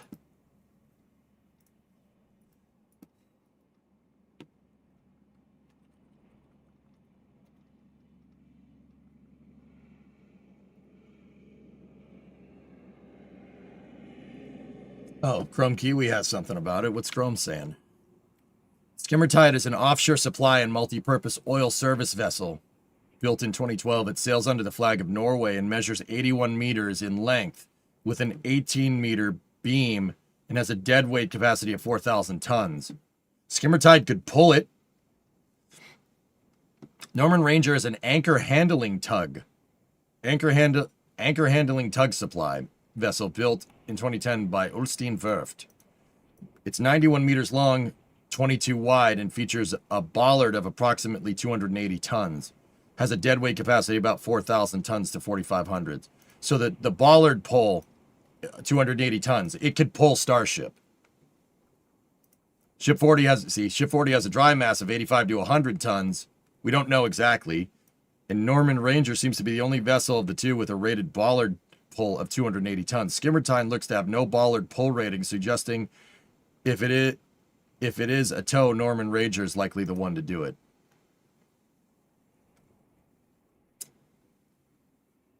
Yeah. I'm wondering if Starship could fit on the back of the Skimmer Tide.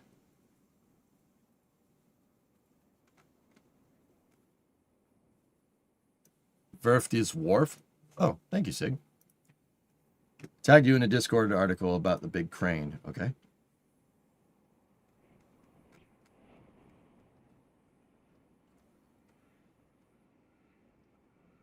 Oh, it's in the section I was looking in.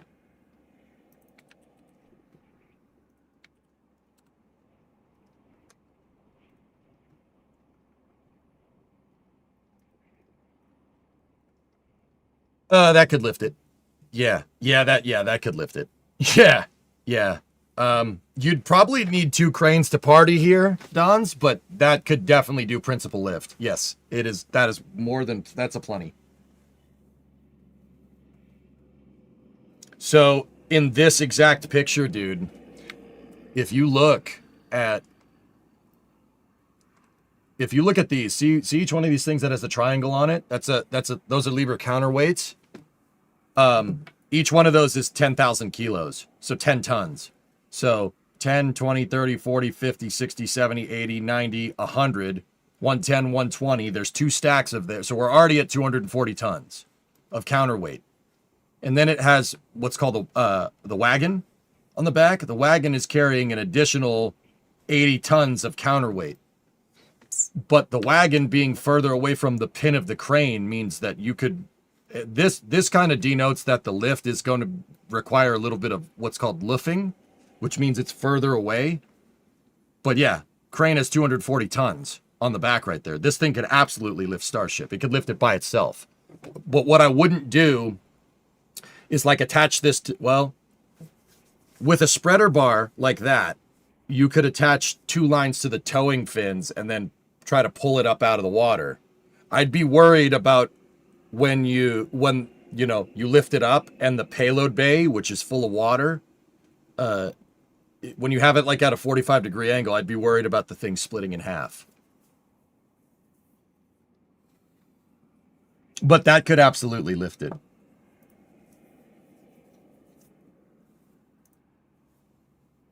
Oh. Lala, you found something? What I would really want to do if they were going to lift this thing is I would have 2 cranes. I would have 2 cranes lift it equally up out of the water, right? So 1 crane on the catch pins and another crane attached to the engine section. Lift the thing up equally out of the water. Do it slowly and to let all the water drain out of the payload bay, right? Do it very slowly. Get the thing vertical and then lift with 1 crane and keep the other crane in the same position and get the thing like vertically, or just once it's horizontal, just put it on something, put it on a barge or whatever. There's also no lift points on the aft end. Would have to weld something to it. Okay.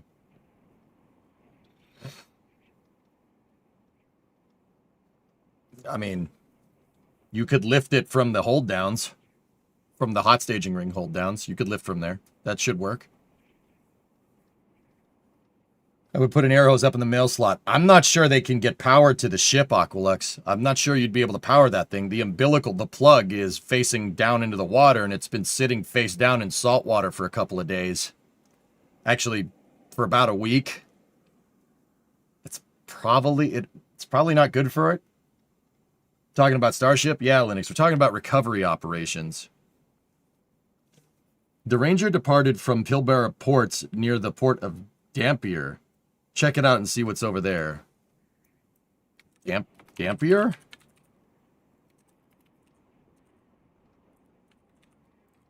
There's a place called Dampier? Is it wet?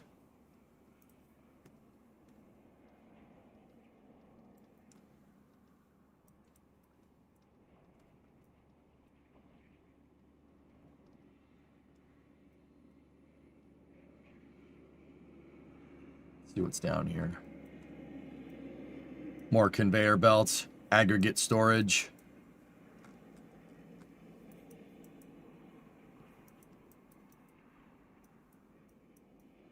Cool. That's a long conveyor belt. Yep. Aggregate drop off right here.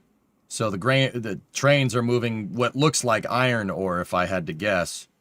And the iron ore puts it on a conveyor belt, and the conveyor belt takes it to this aggregate storage, and the aggregate storage can load it onto a bulk carrier. You're not using any of that. I just think it's cool to see. There's another aggregate storage over here that could be lithium, but could be gypsum too. I'm not sure. There's another aggregate storage right there.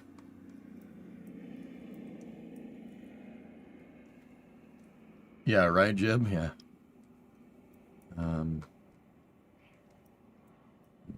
Nothing down here. So Dampier does have a ramp, but that's not big enough. Starship is like as big as this thing right here. What's over here? There's another ramp. Up here you have bigger aggregate storage. There's see these oil drums here? That's a gas station for the ships. Port Canaveral has something exactly like that.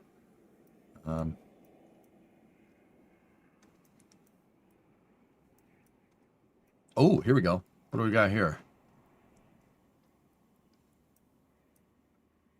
There is a slipways right here. That's shipbuilding, dude. So this stuff right here, when you see something like this with a bunch of things on rails and that they go into the water, this is a slipway. That's for building ships.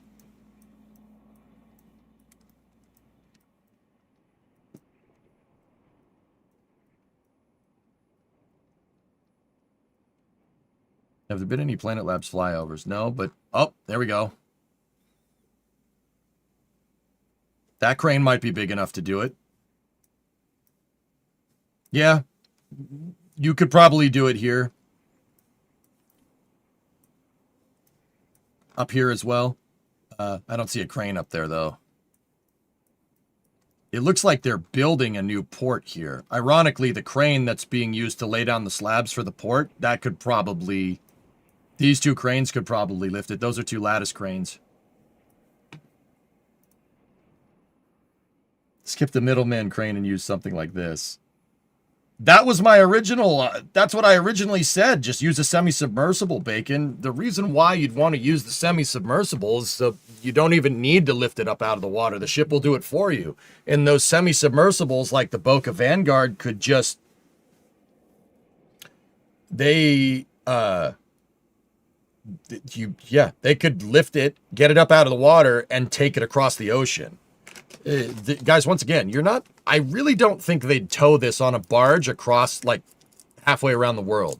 You'd want it on a dedicated ship. And the semi-submersibles are perfect for that. I wouldn't tow this thing around the world.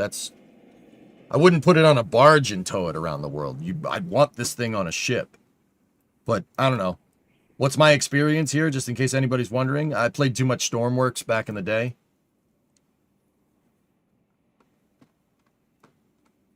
Now, I don't know when these pictures were taken. These pictures were taken April 21st, 2026. Those cranes are probably not there anymore. But yeah.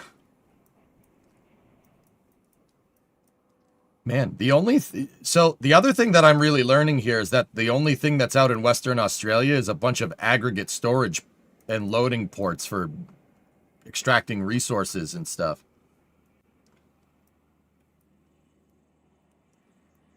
This is an LNG terminal, I'm pretty sure, from all the condensers.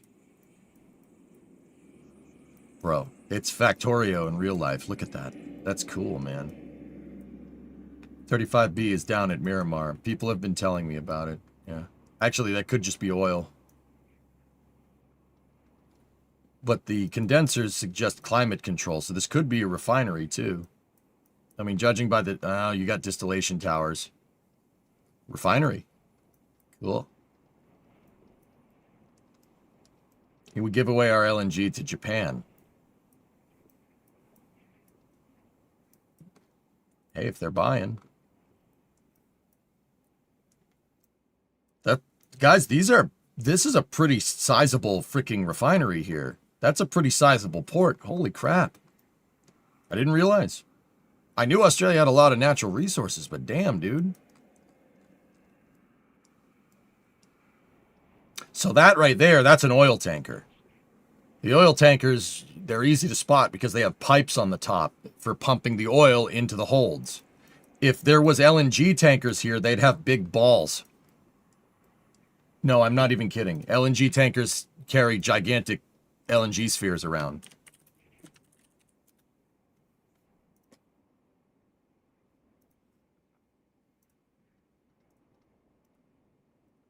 You think I'm kidding? That's an LNG tanker. They have big balls.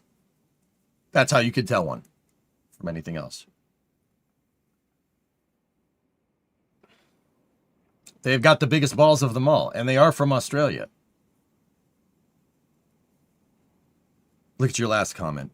Search up Port of Dampier facilities. No, I believe you. I would say that there's enough. There's enough going on here. Bird, you bought a TJ today. Ooh, very nice. Four banger or 6-cylinder?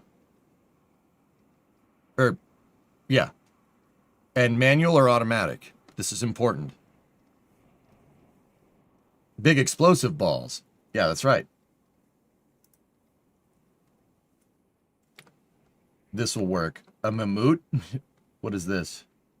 Oh, yeah, a Mammut submergible dry dock. Yeah, absolutely. Anything from Mammut will work, dude. I mean, see? This is good stuff, man. Why are they shaped like balls? So LNG needs to be stored at pressure, and the easiest way to have uniform, to store something at pressure is in a sphere. That's also the reason why, like, tank farms at rocket launch sites are pill-shaped. If you ever looked at the tanks, they're all pill-shaped. They have convex domes at the end. Yeah, it's the easiest way to store it. Anything at pressure, you store it in a tank. Even rocket fuel tanks, Starship fuel tanks they're all pill-shaped for that exact reason.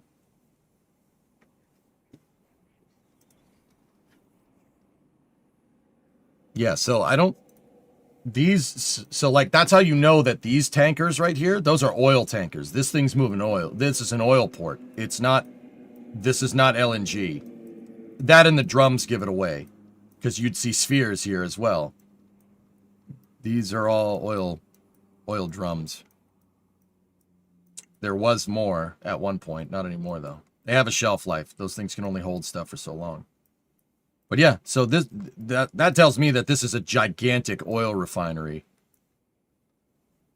Now I'm really wondering where you getting the oil from. You don't just build a refinery this big out in the middle of nowhere if there's not oil near it. Oh yeah, okay. What do we got over here? Holy balls, dude. They're building another one.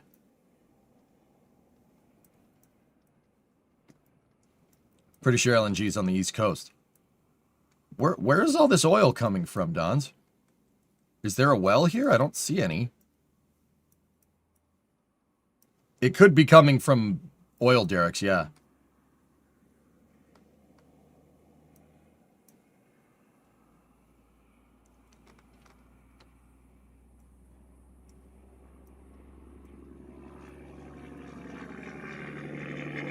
That's a Detroit diesel, you hear that? 4.0 inline 6 manual. God, I knew I liked you, Bird Turd. I don't see any pipelines here. This is, if I had to guess, this is probably coming off of oil rigs. And one of these is a crude oil. One of these is carrying crude, the other one's carrying refined. I mean, we could, if we really wanted to do a huge dive, a huge tangent dive, we could figure it out.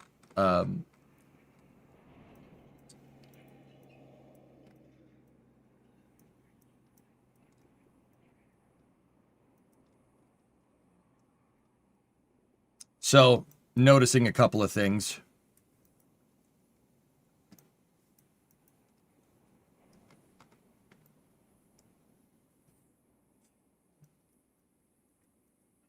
So it's very clear that we have intake and outlet pipes here. There's a bigger set of pipes and there's a smaller set of pipes. That tells me that the pipes going in are probably moving more stuff and the pipes going out are moving less stuff, i.e. distilled oil. where does the big pipes go? Let's follow them. Couple of thermal expansion joints there. They go into the refinery. Oh, that's weird. And then they go into storage derricks here. Or not storage derricks, storage drums. Now these are drums that are in ground. It's basically this, but in the ground.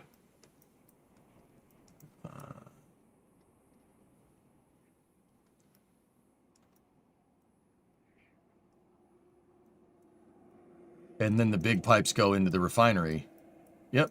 They go, this is a feeding manifold right here. See? One.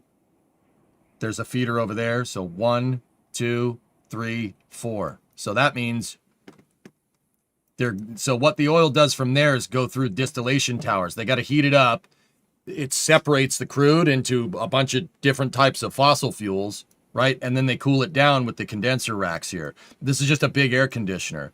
And then once it goes out, yeah, see, what you'll see here is a bunch of small pipes that lead to different things. So like when you distill crude, it separates into a bunch of different parts.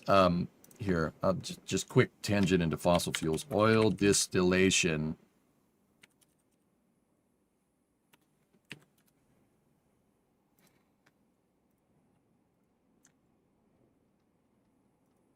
Here, I'll show you. So check this out.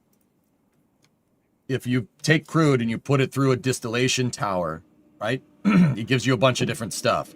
It makes, regular gasoline, you have naphtha, you have paraffin, diesel, fuel oil, lubrication oils, and bitumen down here. Bitumen is tar. It's basically tar. They use that to make roads. Yeah, we knew all of this from all the industrial games that we've played. So, like, paraffin is like diesel. Like, this is what I always say, jet fuel. So right here, let's just say right here, paraffin, and between paraffin and naphtha would be kerosene. Like something that Falcon 9 would use, right?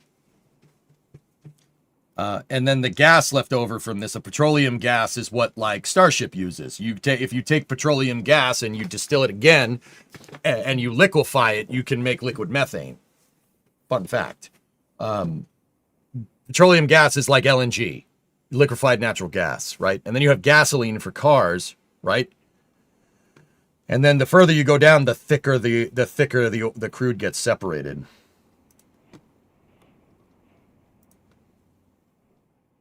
Oh.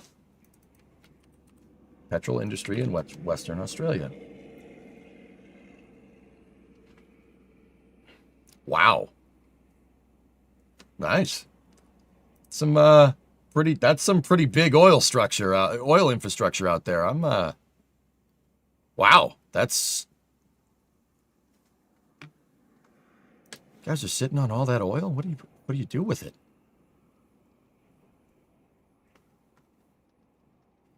I know the answer. It's some bull crap, isn't it? Yeah, that's the answer. Yep. Okay. Yep. Figured it out. Anyway, so coming out of the distillation towers here, right, you're going to see a bunch of different pipes, and all those different pipes are for all the different resources. If there's like an additional set of condensers, then you know it's LNG, and then they boil off the rest with a flare stack. See right there? So that's the extra caca that they don't need.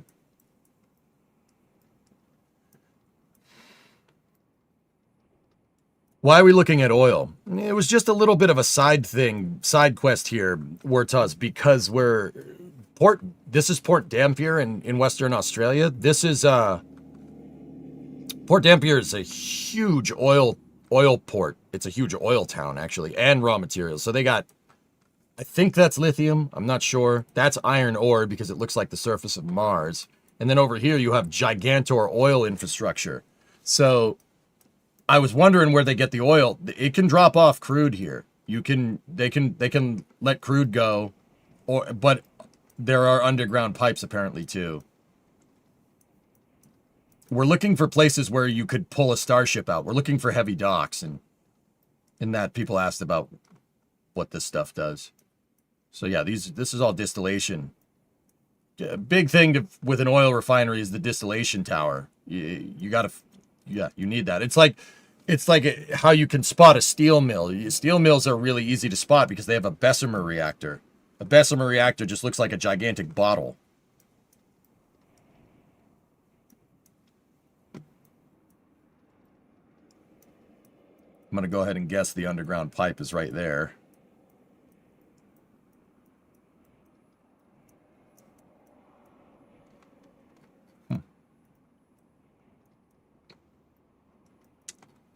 I won't start a discussion on energy policy, but yeah, Dons, I figured that it's yeah, I know the reason. I got it. Yeah, that's why I changed the subject. Yeah, I get you. That's a bunch of bull, but whatever, you know. But we could sell it to other people, you know. Sell it to other people to make yourselves feel better. Or some people. Yeah, see, I know what's going on here. That's stupid, but whatever. You know, whatever, it is what it is. You send it to Asia so it's better for the environment.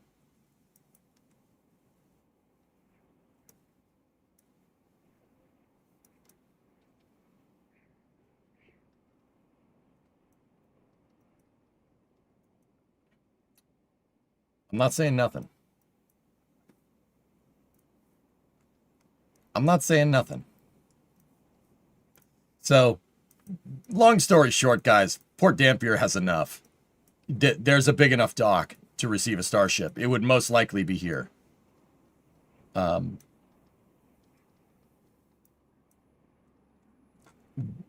is a heavy dock here. That heavy dock does have a crane. And, yeah, see, this is where all the tenders go. We hear you thinking it. I said nothing. Hey, work safe, home safe, baby. Yeah, let's put it on the roof. So, let's put it on the roof so the people that are on ships can't see it because it's on the roof.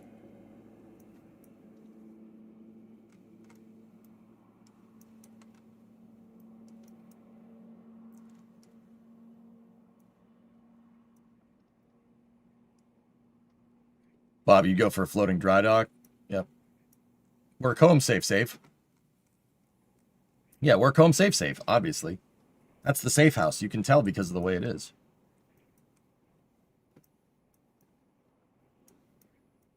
There's also another heavy dock up here at Port Dampier that absolutely could pull a starship out. Yeah, they're building another heavy dock. I'm not sure what that one's for, though. This is cool, though. There's a lot of cool infrastructure out here, man.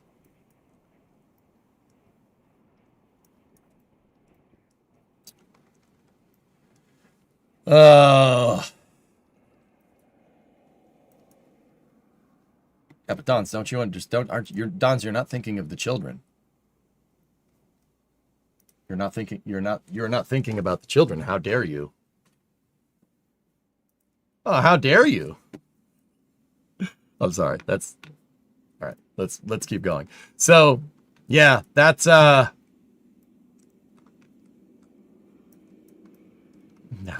dare you not think of the children? What's wrong with you? All the how dare yous.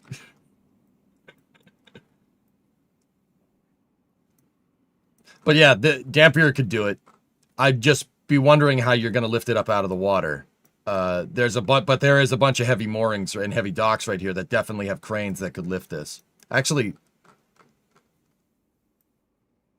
that looks like the Norman Ranger. Actually, that might be it, dude. That might be the ship.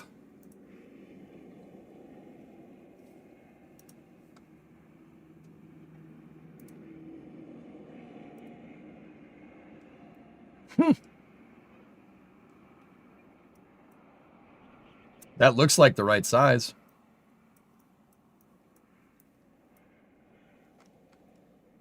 And that one looks like skimmer tide. Huh. That one has a helicopter pad built on the front. But there's probably a lot of different tenders that are working out of here. Now, just out of curiosity, let's just say, you know, for poops and giggles, we'll say that this is the that's skim or tide. I don't think it is, but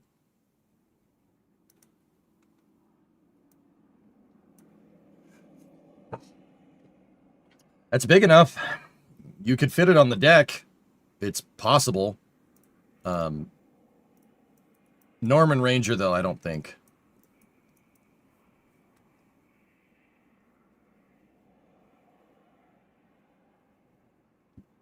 Deck space, I estimated about 40 by 20 meters. Yeah.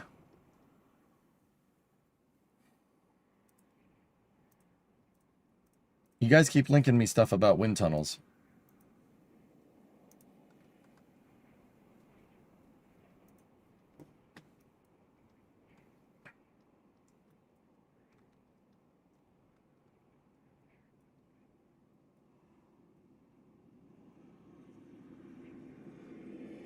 Oh, yeah. Here's the underground pipe. See? It's right there. And it looks like there's a pipe above ground, too, for what it's worth. Cool. Whereas this is Port Dampier out in Australia. Guys, honestly, I went on a little bit of a tangent here about Port Dampier because it's a huge oil refining port. There's some pretty hefty oil infrastructure out here, man. It's pretty cool. I love infrastructure. Infrastructure makes me happy, no matter the type.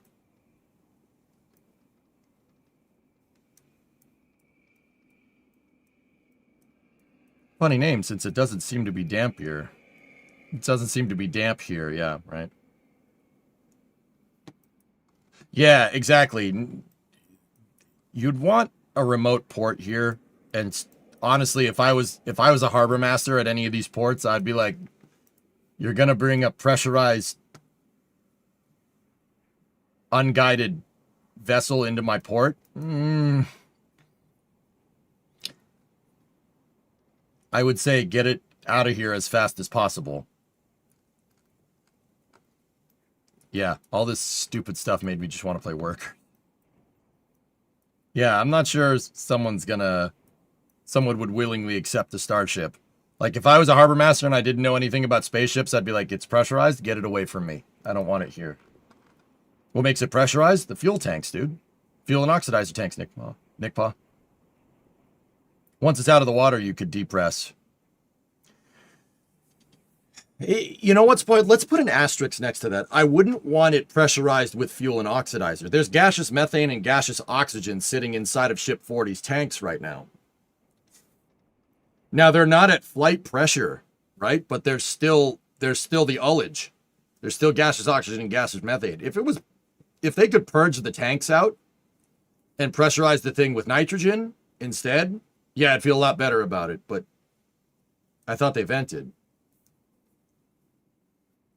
They did. They vented them down from flight pressure. The tanks aren't vented completely. Hey, New Mark, what's up? Yeah, if SpaceX hands them a check with a few zeros, then yeah, maybe. We already looked at Henderson. Honestly, Henderson is where I would tow this thing. I would get it down to Perth.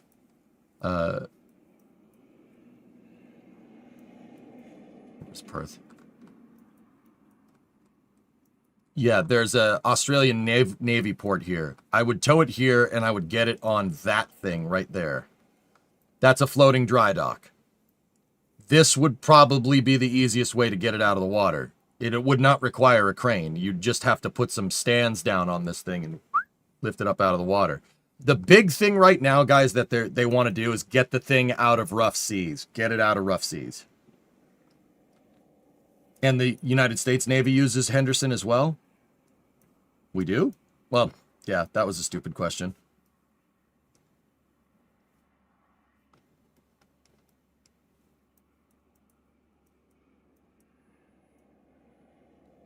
Yeah, there's plenty of heavy infrastructure down here to be able to do it. Plenty of heavy cranes. That could absolutely lift Starship out. And then there's CivMech, which looks like they're doing, that's a lot of raw steel. Looks like we're doing some shipbuilding here, huh? Dude, I find this all the time, and I find this to be really funny. I live near the ocean nowadays, right? So there's a lot of ports all along the coast of Massachusetts, right? And you always find weird stuff like a tug just sitting in the middle of a parking lot. Yeah, you just be driving by, it's like, all right. Yeah, I see stuff like this all the time, albeit not this big. There's no port that's this big in Massachusetts. It's always smaller stuff, but...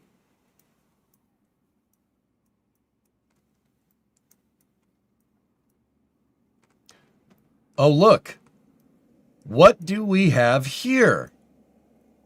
That's a crane storage yard. Crane parts. Lots of them. For lattice cranes. There's whoa. There's a lot of lattice cranes here. And I see 1, 2, 3 pins. 4 tracks. A ton of jibs. Wow, counterweights. Dude, yeah, you have everything you need right here. And that's a pin for a gigantic gigantic lattice roller. That's a lattice roller crane chassis right there. There's a couple of masts right there. That's a house for the crane. Bro, there is so many freaking crane parts here. These aren't just lattice cranes either. There's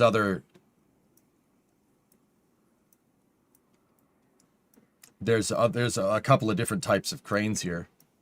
I'm seeing bridge crane parts right there. But that just could be the mast for a gigantic one. So Henderson, like I said, Henderson is where I would take this. This has the infrastructure. It is a long way away. It's down the coast of Australia. Perth is in southwest Australia. It's like if you overlaid like Australia over the United States, Perth would be where Los Angeles is. It's way down south. And where Starship is being recovered, it would be closer to Washington State in this analogy. Any thoughts on what that large cylindric object is just west of the 2 tugs? That?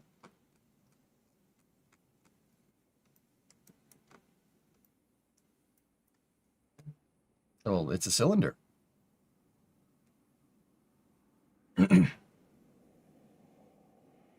Don't worry, that cylinder has been removed from the environment. Whatever it is, they're scrapping it.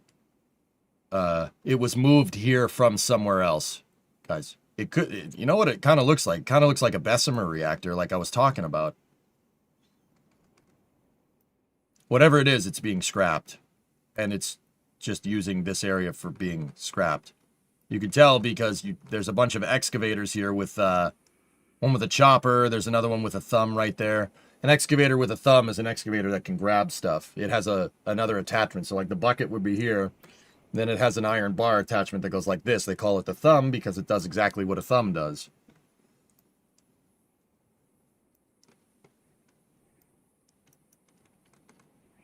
Yeah, I don't know what that thing is, dude. Something.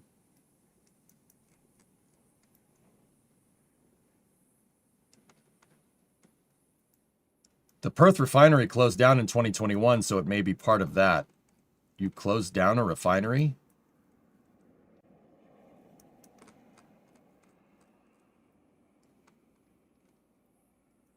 That's not a refinery. This is aggregates.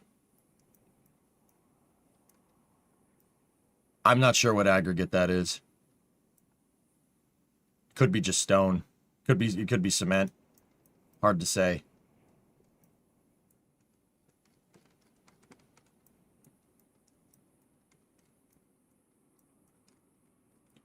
There's the refinery. Found it.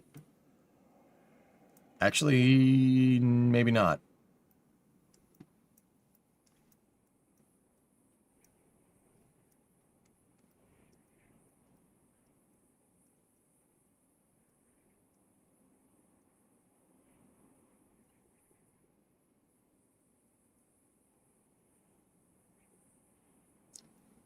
This looks like a steel mill, but it's not. It's not a steel mill. That's a power plant. Oil, if I had to guess. Considering all the transformers here. Man, dude, there's a lot of stuff out here. There's a lot of resources. Steel. Somebody's making pipes. Not laying it, they're making it. You know what I'm saying? Australia closed down almost all refineries. There's only 2 left.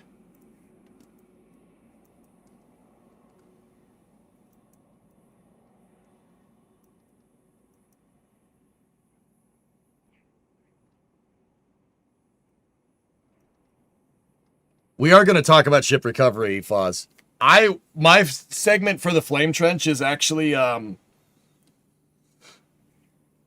shoot, sorry. My segment for the flame trench is actually talking about the tile article that we read.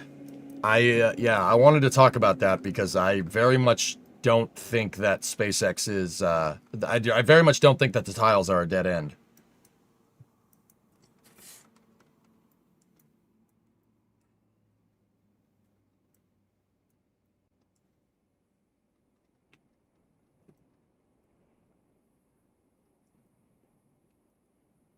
I think the tiles are not a dead end, but on the other hand here is I really like looking at this ship infrastructure. Like, dude, look at the turntable. There's a ship turntable right there. And the ships ride on a little train, and the train rides onto the dry dock, and the dry dock turns into a slipway. That's really cool. I've never seen anything like that before. That's really neat. And look, there's a tugboat. There's a tugboat that they put on rails, and a barge with a crane on it that they put on rails. And look, tugboat's just talking to that ship that's being made. It looks like they're making 3 frigates here. Are they the same tiles that are used for the space shuttle? No, they're an upgrade. But don't worry, I actually have it on pretty good authority that SpaceX is working on a new tile. We'll talk about that during Trench if I get a word in. This is where the Japanese designed frigate will be built? Cool. Like I said, man, there's some sizable infrastructure down there. That's pretty cool. There's a lot of good stuff. Oil. Yeah, oil, gas. You guys are sitting on a freaking gold mine, dude. Well, iron mine, but you get the idea.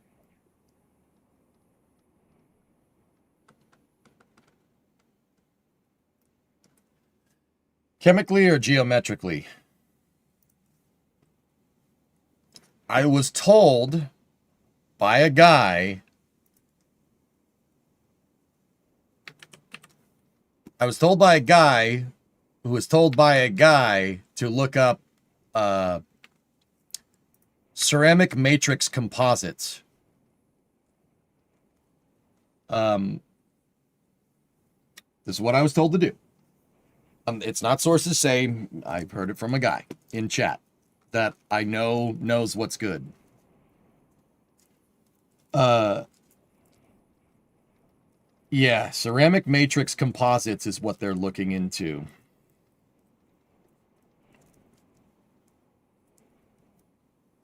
We'll see. Let's just say ceramic matrix composite tiles can handle over 3000 C.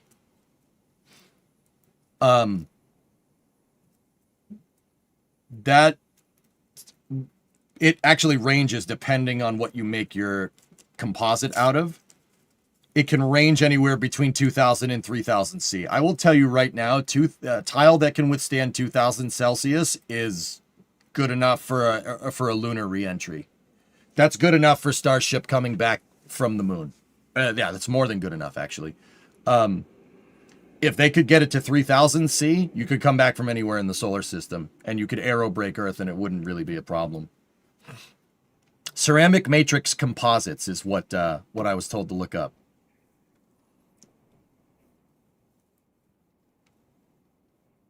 Like the tiles we use in kilns and propane forges. Yep. SpaceX going to drag Starship 40 back to land. That's why we went on this maritime shipping thing, Sergeant Klein, because we were looking around Western Australia, all of Western Australia, for ports that would be big enough to receive Starship. Port Dampier seems to be a really... This is where the Norman Ranger and the Skimmer Tide, the two ships that are going out there to the Go Australis right now, they came out of here. Port Dampier is a gigantic oil terminal. And it looks like I was going to say, it looks like there's some refineries here, but these might, now that I'm thinking about it, based off of what Com was saying, these might not be refineries. They might just be payload conditioning, like, infrastructure for holding the oil, for cooling it down and holding it for a long period of time. But then again, you don't really do that with crude. You do that with LNG, but that's another story. You can't tell me you wouldn't want them to use the titanium thermal protection system we developed for Venture Star.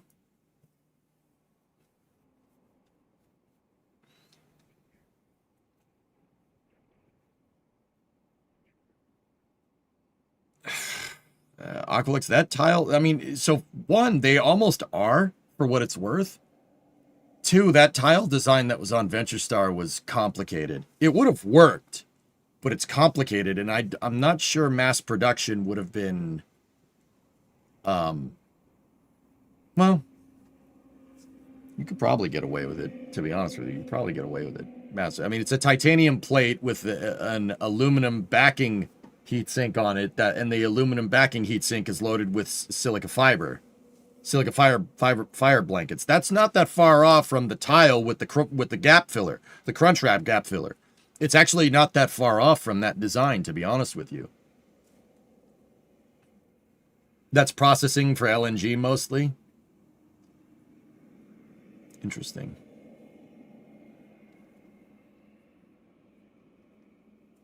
I'm just wondering, Aqualix, how a titanium tile is going to fare with stainless. You know what I mean?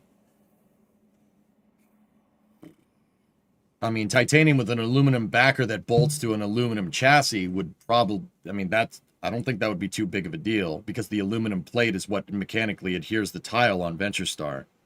I'm not sure that would work too well with stainless.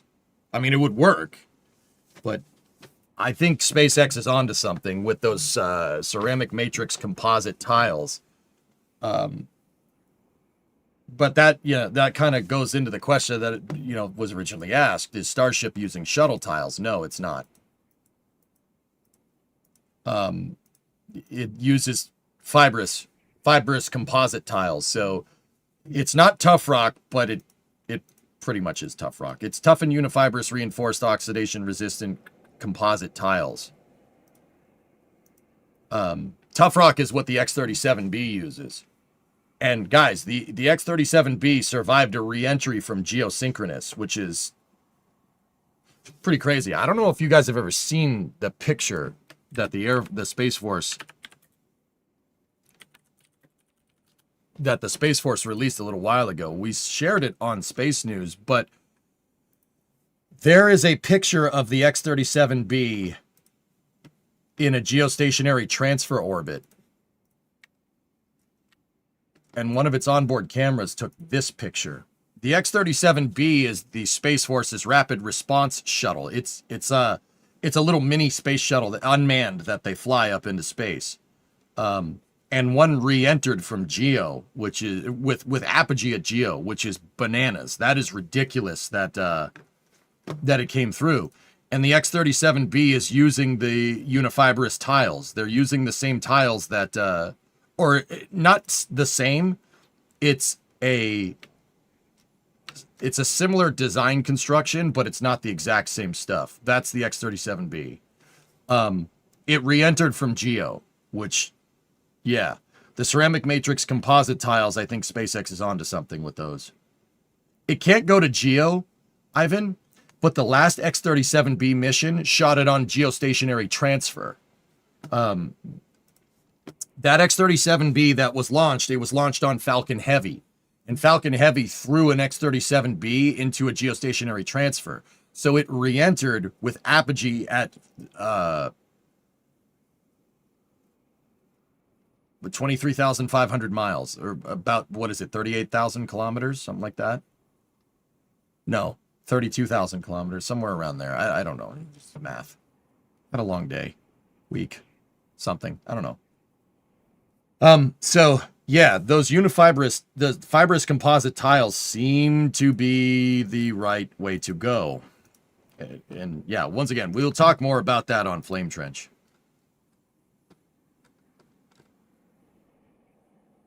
32,700. Yeah. So yeah, we'll talk about it more on Flame Trench. I'll get more spicy there, but yeah, the NASA experts are saying that there's an article that was released by ours that we covered in Space News on Wednesday. And the article basically says that SpaceX can't figure out tile stuff on their own, and a bunch of NASA experts say it's a dead-end technology, and in an analysis that it's a dead-end technology, and that SpaceX is going to need NASA's help, and NASA needs to sink money into tile research so NASA can help SpaceX with their tile research.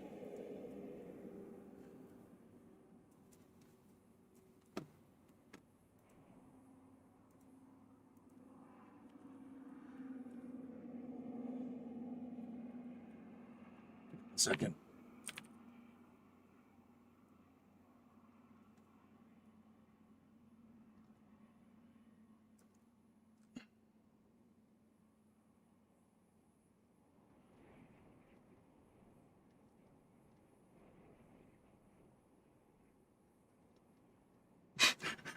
Sorry, Max is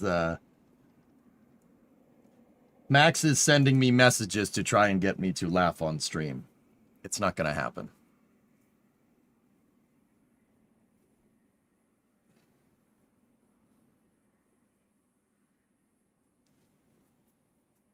Yeah, Angry Butcher, it's very strange. I don't know.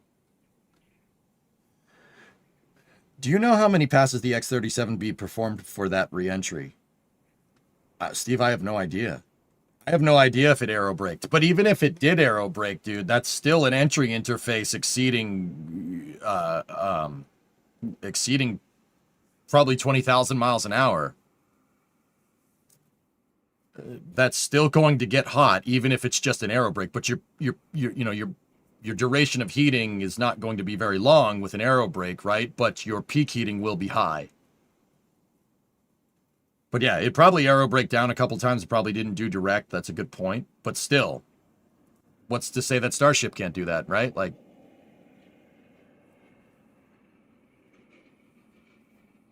Boeing made the X-37B.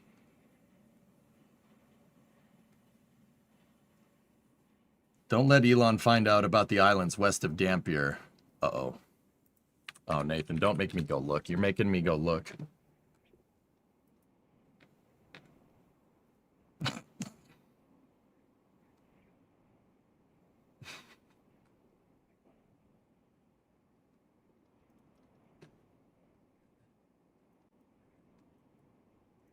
It didn't aerobrake, not exactly. It altered its orbit aerodynamically. Yeah, but you don't know that that happened on the test from Geo, dude. That was... We don't know that for sure.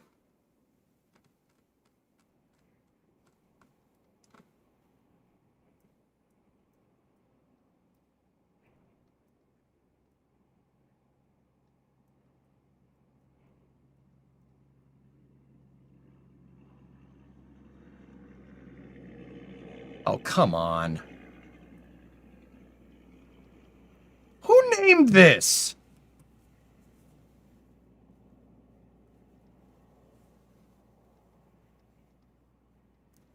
You said you wouldn't laugh. I'm trying not to. They're called... We can't see. It says West Intercourse Island, West Mid Intercourse Island, East Mid Intercourse Island, and East Intercourse Island. And Dampier.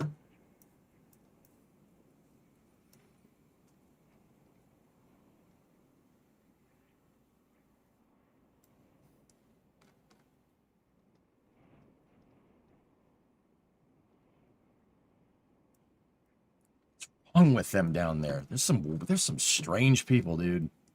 There's some strange guys.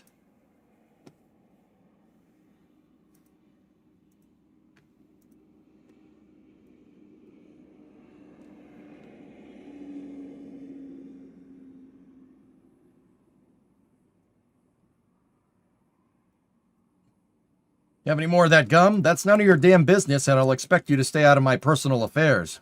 You're a weird guy, Ace. Weird guy. Yeah, Butcher, I don't know. Zoom in. There's Mistaken Island near those islands.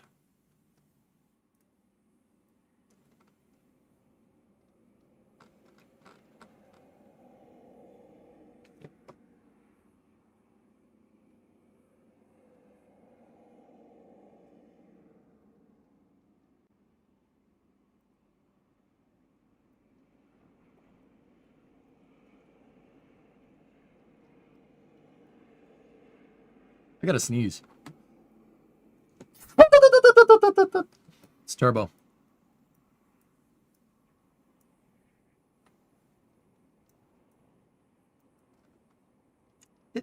It says, Google says that this place is called Burp. Burrup. No, Burrup. Burrup. Burp. All right.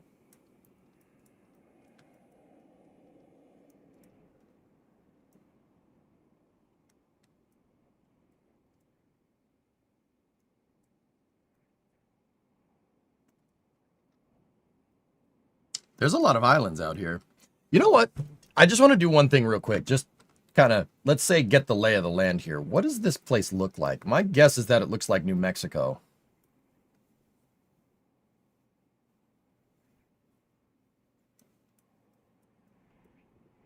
Yep. Yep. Yep.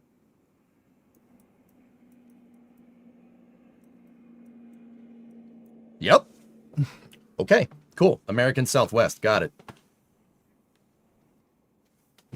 You'd go with Southern Arizona. Yep.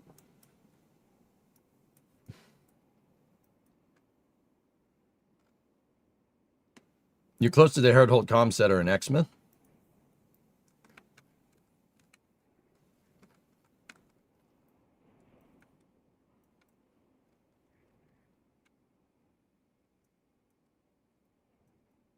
Exmouth is over here, though. Yeah, there's a big tracking station out here. See? That's what this is. Big old tracking station. Well, that's the old tracking station. The new stuff's over here. But, yeah, tracking station.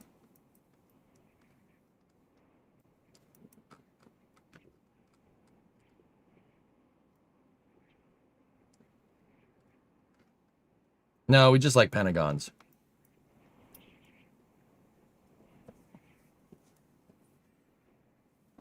Oh, yeah? Okay.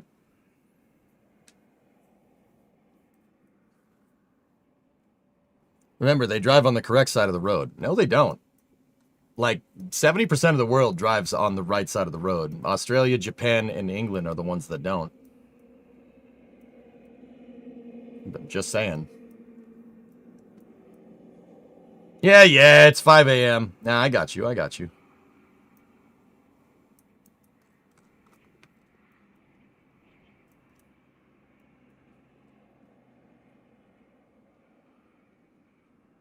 It's a desert town 500 miles from the nearest city.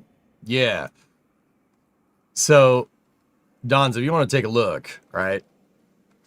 You saw Dampier here. Now look at like Tucson, for instance. Take a look.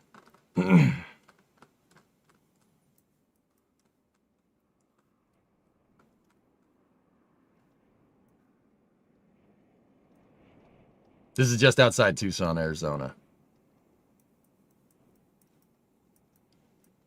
See what I mean?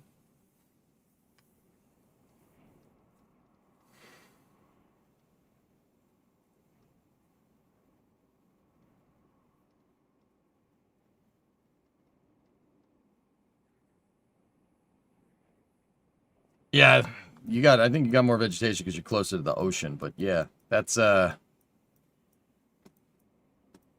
same color palette, we'll say.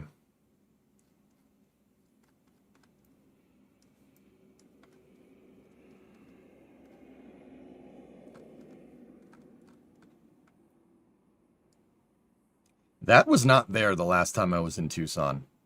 That's weird. What the frick? Where did that come from?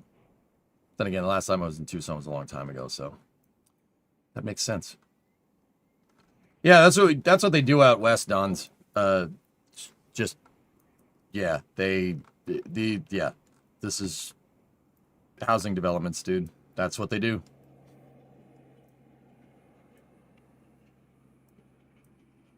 Those are everywhere, man.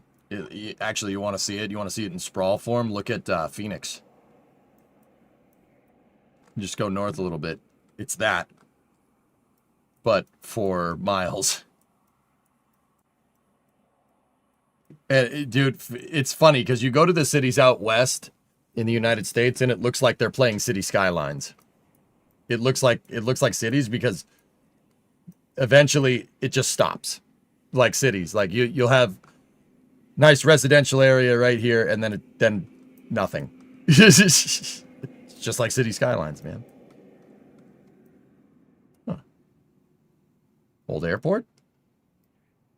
Actually, that looks like an auxiliary training field if I had to guess, but Arizona is growing beyond their ability to supply water. Oh. I'm sure that'll be fine. I'm sure nothing bad will happen from that. You know? Yeah, I'm sure that will be just fine. Nothing bad.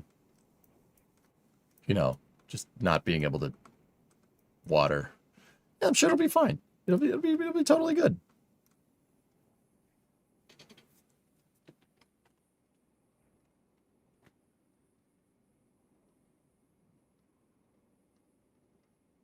The city's fine. Agriculture is using most of the water. Agriculture for food?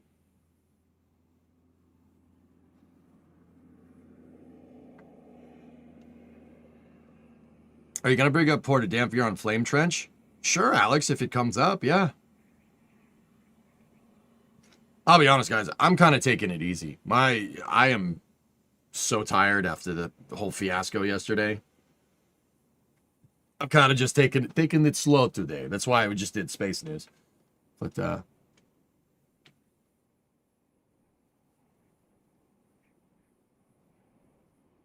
was all that lawn too. I never really understood why people make a big deal out of lawns. You know, I get it. You have to water the grass, and the grass takes up all the water aqueducts. But people have lawns around their house to get water to get away from their house, so their house doesn't flood. That's why lawns are a thing. At least that's the general idea, right? You want the water to fall away from your house, and you want the grass to soak it all up. Like, that's why people put plants next to their house. No.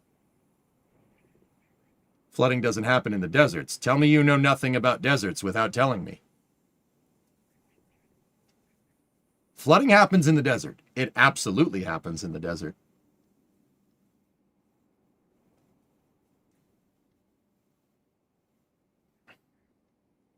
What happened yesterday?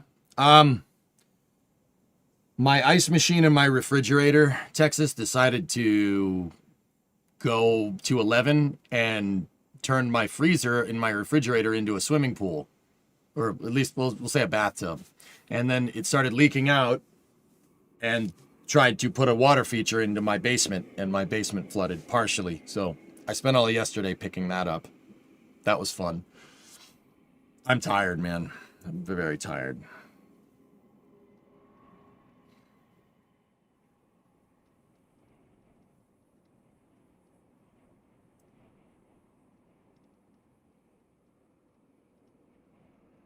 No, actually, you don't need grass to do that. The origin of lawns was a rich person flex.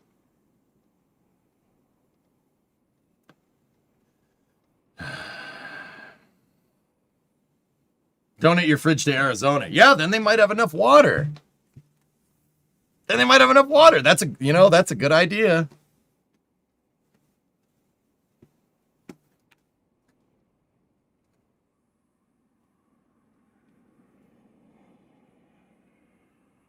What I'm saying is that in a desert, a lawn doesn't help. You either have no water or too much water. Isn't most of the lawns out there rocks anyway? At least when I was in New Mexico and when I've been to Tucson, nobody really bothers growing lawns. It's just,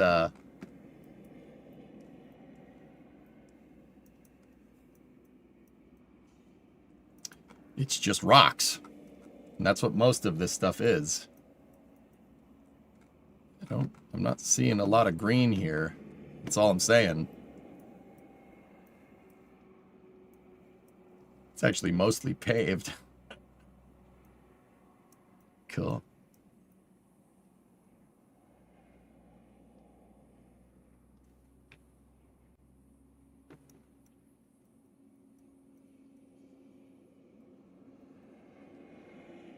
That's all I'm saying. I'm seeing a lot of brown. I don't see much green.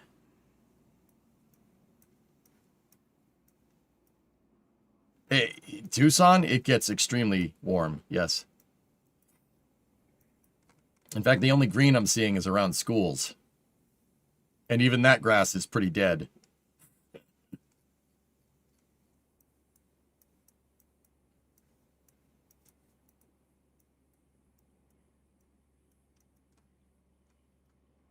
And soccer fields. And schools.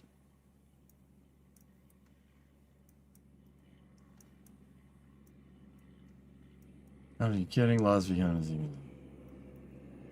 Dude, not everything is a classist freaking struggle, man. It's just grass.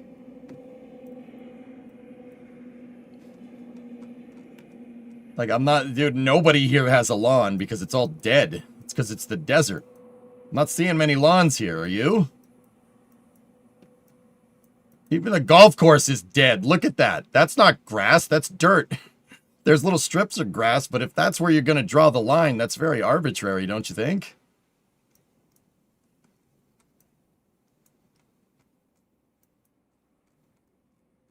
See, there's not even grass here. They're growing airplanes here instead. See, look at, that's a fresh crop of C-130s being grown right there. Look at that. Isn't that nice? Look at, they're growing some B-1Bs here. Look, that one's growing. They're growing them, right? They're not scrapping them, right? See, a couple F-18s there, nice healthy F-18s. I think those B-1s, the B-52s there have died though. I think that plant must have gotten eaten by like hornworms or something. You know, see that? Look, they're growing F-16s right here, and dude, they even have a nice healthy crop of F-4s. Nice. Nice. Look, oh, beautiful. C5s. Look at that. A nice flock of C5s just grazing in the sun. Tucson is the boneyard. This is where the Air Force keeps their spare parts. And the Navy, for what it's worth. Now, I know what you're asking. Why the hell are F4s there if it's for spare parts? They use them for target practice. Which makes me a sad panda. But, yeah. What do we have here?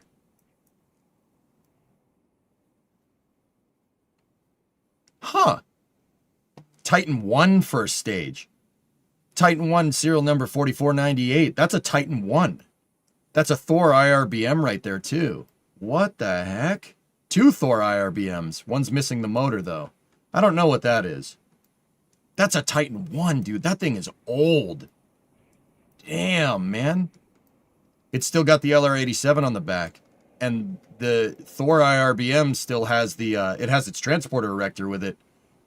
And it still has the H1 motor behind it. That one's missing the H1. I don't know what that thing is. An upper stage. Maybe, that could be the Titan 1 upper stage. What are they doing with the whole Titan 1 missile out here? Huh. I'd never noticed that these were here. I mean, it is next to a bunch of old things, so.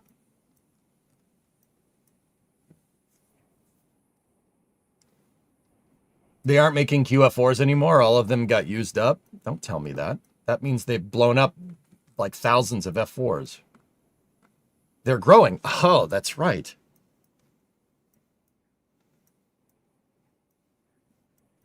That's right. Goes in the square hole.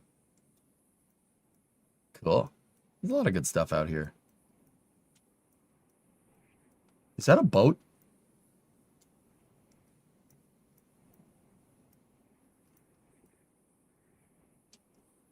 Oh, OH6s, man. I never noticed that those were there either. Shh. Yeah, you're right.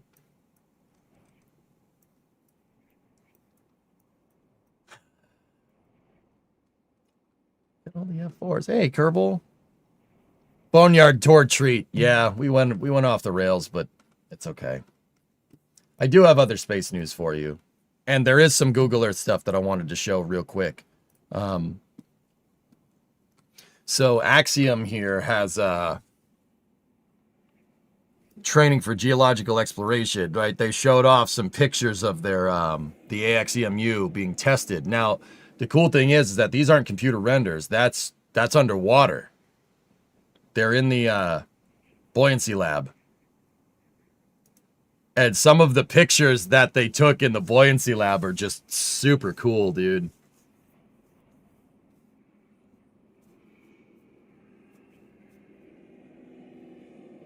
It's probably an MB31, wasn't an H1 until the 3000 series. It's the same motor, dude.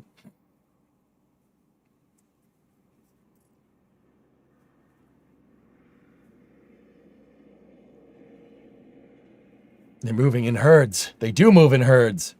Yep. That's in Alabama? Is it the MB? Hold on. No.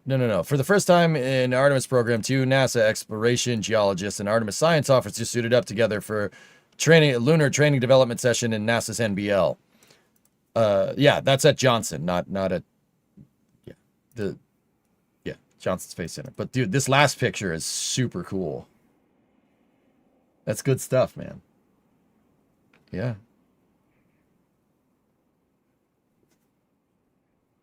Given current conditions, what are your thoughts on restarting Saunders Row to start making seaplanes again for use as water bombers? So, you want to start Saunders Row? Good luck with that.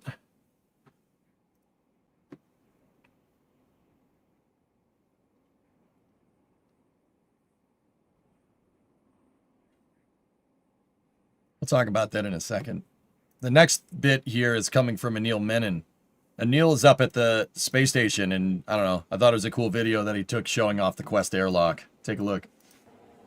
I am floating into the lab where we have Jessica Meir, and there is a giant thing in your hands. What is that?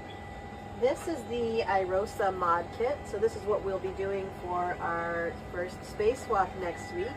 This is what Chris and I did back in April, March.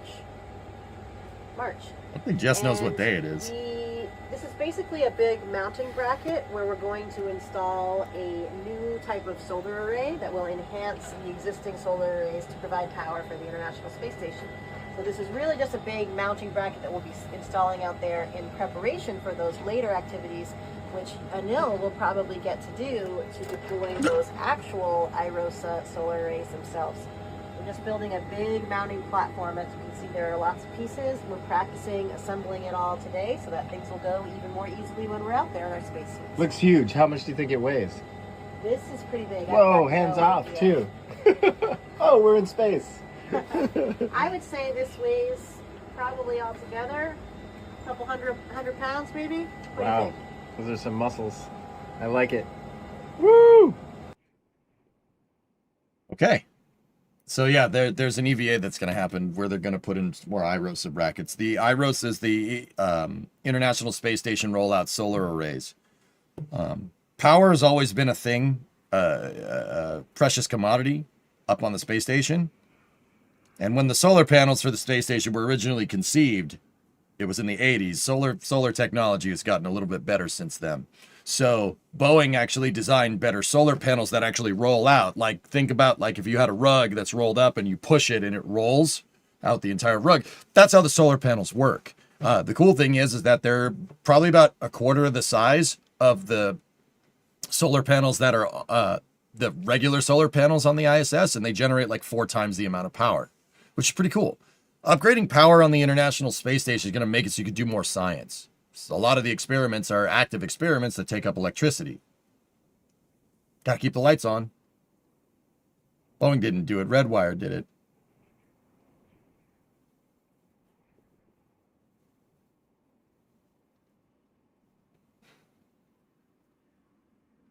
You sure?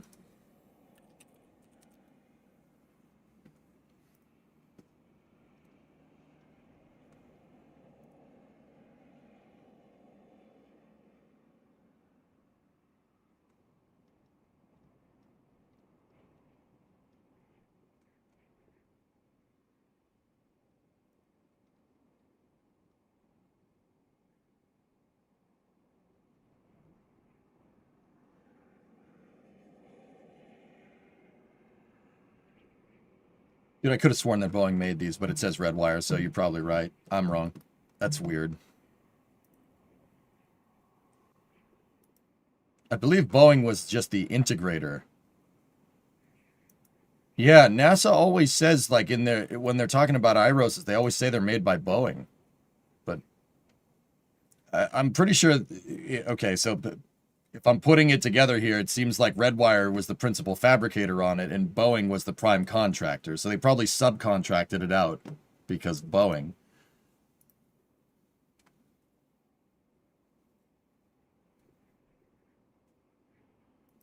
You tried to make your own, that's why you know. Oh, all right. Well, that's cool. They're building. I mean, actually, you know what? You know where my mind went? You can build that inside of here. They designed it to be that you could partially assemble the mount in here to practice, and then you could ship it out the airlock, which is cool, which means this breaks down enough to where you can put it outside, which is very interesting.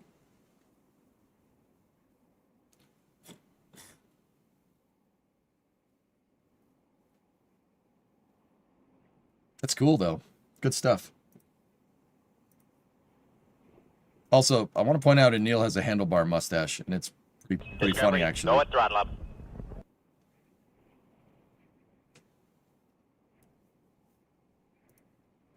I don't think he had that the other day, but also, all right, handlebar mustache in space. Let's freaking go, dude. Let's freaking go, dude.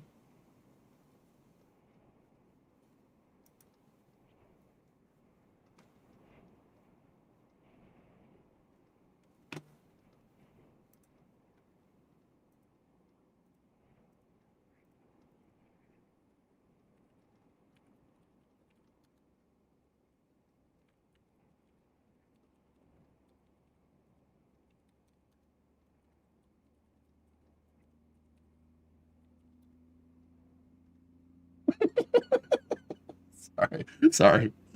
People trying to make me laugh.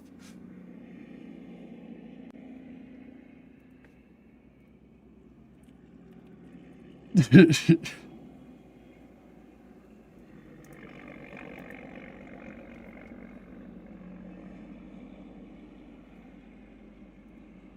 me one moment.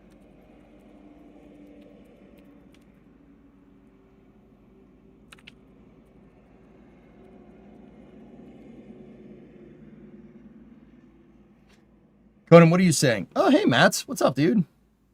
We're having a sun eclipse in 12 days over here. Hoping for clear skies. Yeah. Dude, eclipses are weird. I had a partial eclipse a couple of years ago at my house, and it was weird. It was like somebody turned down the graphics settings for a second. It was strange.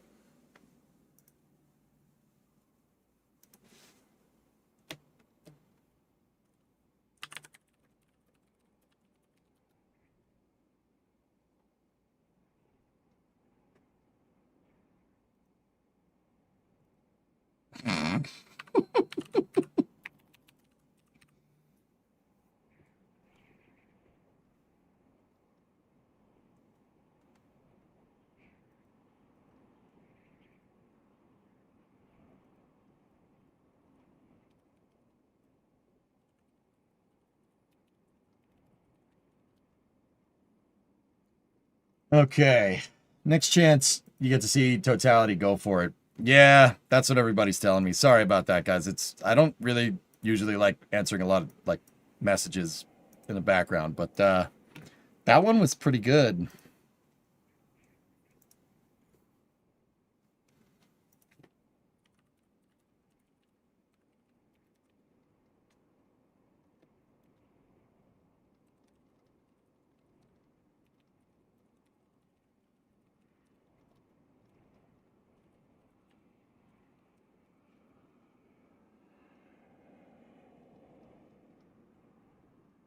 Give me one moment.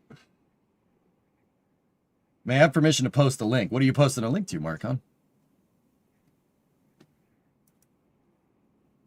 You got about 90%? That's what I had, dude. It's weird, man. It's like someone, I'm telling you, it's like when you're adjusting the graphics for a game and you turn it down, you're like, what the hell? That doesn't look right. And then you flip it back. It's strange, dude.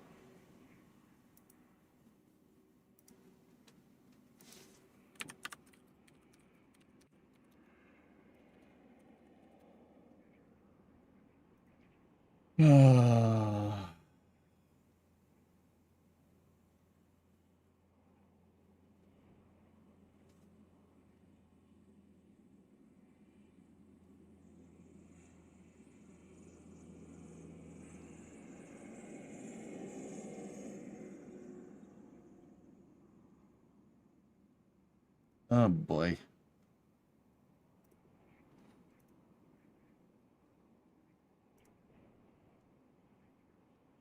Oh, jeez. All right. Anyway, let's, sorry, it's a little live stream. Idiot. Chalk this one up to being tired.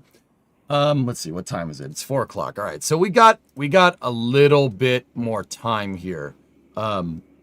Actually, what I wanted to show you guys, and I was planning on doing this for Space News yesterday, but yeah, stuff happened. So if you go on Google Earth and you zoom in on the launch pads, NASA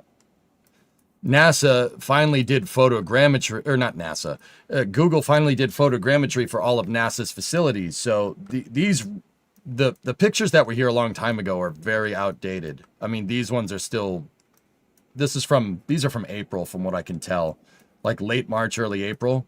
Like it's right around the time of Artemis 2. And what photogrammetry is that it's using pictures to generate pictures taken from multiple angles to generate 3D buildings, right? So you could see CT2 right there. And if you guys want to know why I know that these pictures were taken in late March, early April, it's because of that. Artemis 2 is on the pad in these pictures, which is super freaking cool. Look at that. Hey, Paul, what's up? Off-topic question. Have you made any progress on the Coronet at all? No. My whole auto setup out there is kind of, broken. I got to fix it. But yeah, I did do some work with the rocker panel the other day, but for the most part, no.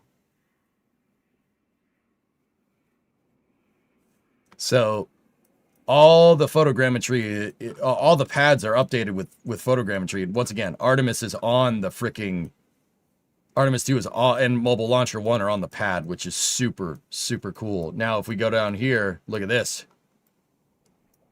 39A, you could see the twin, there's obviously the Falcon Heavy pad over there, right? So this is pre-crew access arm removal. Actually, it's right around the time when they removed it. So this would have been right before Artemis 2. I didn't notice that before. And Starship's pad is here. Check it out.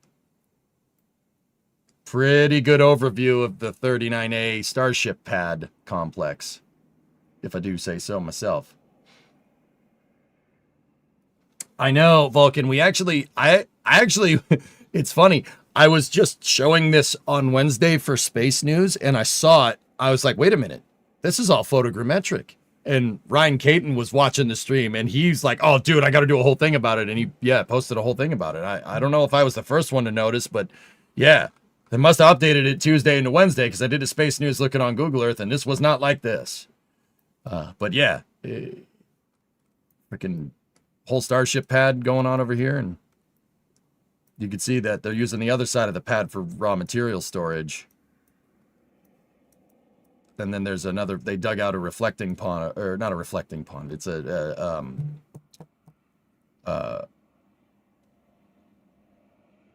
why am I blanking on the name of those?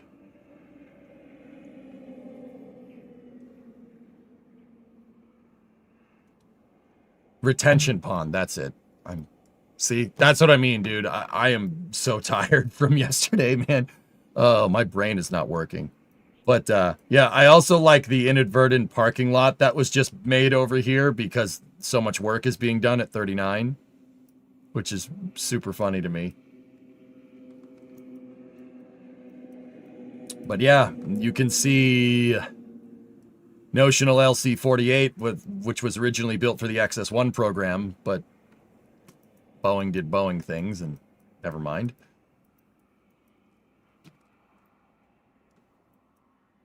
There's stuff over there. And then check this out. This is pad 41, so ULA's pad. It has the crew access tower and the crew access arm. Pretty damn cool. And this is post-Vulcan upgrades, dudes. So this has the ability to fuel liquid oxygen and LNG. Liquid oxygen, LNG, hydrogen,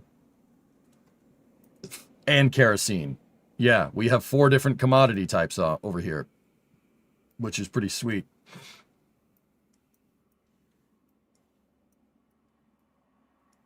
I'm wondering if they're going to take the kerosene. No, they can't take the kerosene systems offline at 41 because there's still some Atlas 5s left.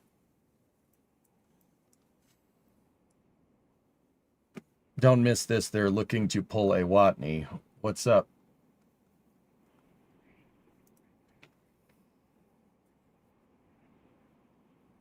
Extended astronaut radio isotope EVA in nighttime and deep space legacy icy landscapes.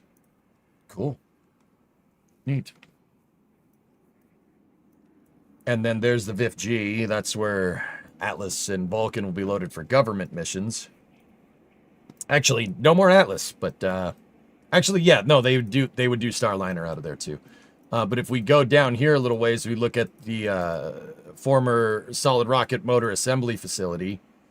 It's now the VIF-A, Vehicle Integration or Vertical Integration Facility, Amazon. And if you look inside, you can see one of Vulcan's mobile launchers right there, which is pretty damn cool.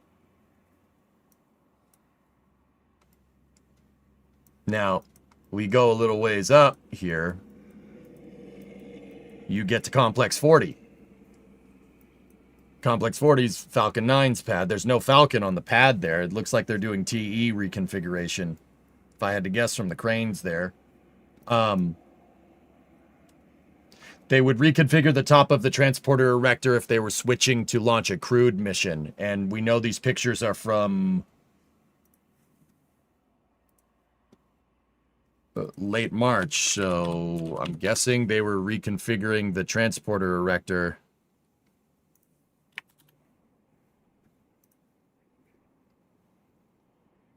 It must have been a Dragon resupply. CRS 34, maybe?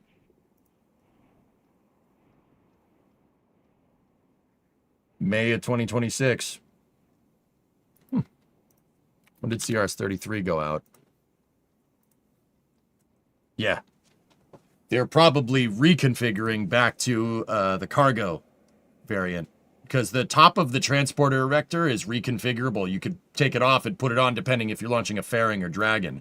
So this is probably after CRS 34 launched, and they have the equipment out there reconfiguring it back for cargo.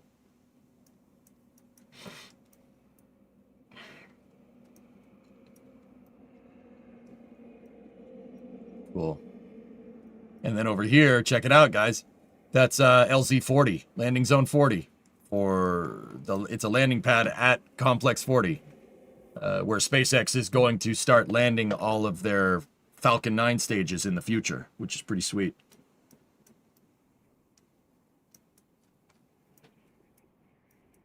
And then you can go down here. This is solid rock, part of the old solid rock Titan 2 solid rocket or Titan ITL solid rocket motor assembly facility. SpaceX uses that for payload integration nowadays. You can see that at once upon a time the Titans rolled through and they attached the SRBs on the side. The SRBs would be assembled in this building here, and then they could attach them there. And then if you go all the way down to the end of the old ITL, you see it's called the ASOC. It was Atlas Space Operations Center, but ULA kept the acronym and changed the name. I forget what they named it. But yeah, that's where ULA stores Atlas 5s, and that's where ULA Mission Control is, too. And where the Titan ITL VAB is still a giant crater in the ground. They probably do Vulcans in there, Drummer, but I don't want to guess either. I'm gonna guess they store Vulcan cores in there too. The door looks big enough. But yeah, that's cool. There's the end of the old ITL causeway. They used to tow the mobile launchers on trains, right? And there used to be a 4-bay VAB right here that could build up to 4 Titan rockets all at once. It's been gone for about 20 years at this point. Where does the spaceship moor itself? Oh, that's down here in Port Canaveral. RS rocket ship unloads right here. It's not there, but that's its mooring. Dude, Port Canaveral has a bunch of pretty cool stuff, like Jacqueline. Where's Jacqueline? There it is. That's SpaceX's fairing recovery ship. That's either Bob or Doug, and then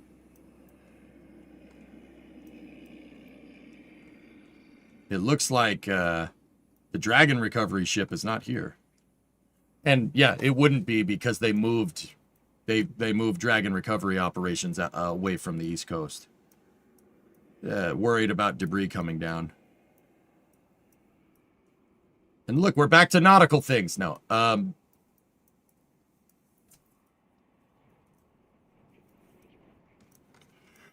There's the old Complex 17. Whew. There's old Complex 17. That was a Delta II launch complex once upon a time. It's a nice field now. These are old ICBM testing. I think that's 31 and 32, LC31 and LC32. LC5 is up here, or down here, excuse me.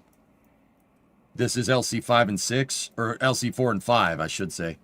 These are Redstone testing pads. It's now the Air Force Space and Missile Museum.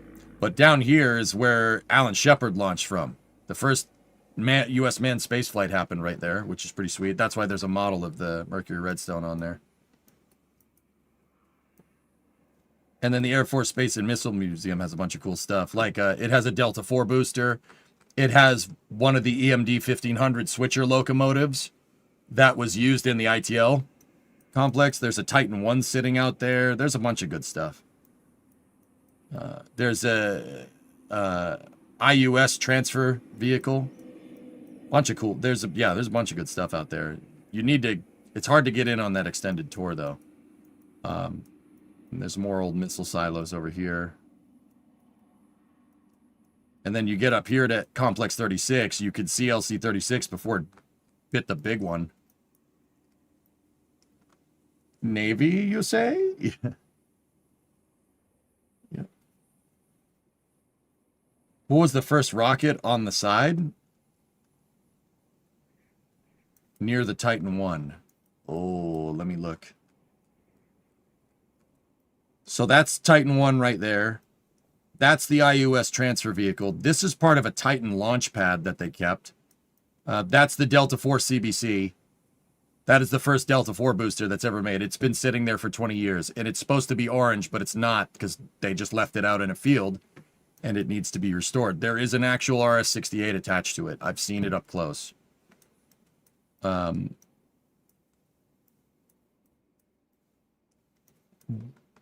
This is stuff that they can't fit inside, but there is the Air Force Space and Missile Museum operates out of a hangar up here. There is some really cool stuff in that hangar, and it's a museum, but yeah, it's on I forget what pads those were for, but the Cape Canaveral Lighthouse is here after it was relocated. And then up the street a little ways is complex 1, 2, 3, and 4. The first complex is at Cape Canaveral. 1, 2, 3, and 4. Blue owns, it has the lease to this. Is that where the largest SRB casing is? No. No, that's at Aerojet's old testing facilities in West Palm Beach. That's a good ways south of here. Jamie's working on it, trying to get a building for it so they can restore it.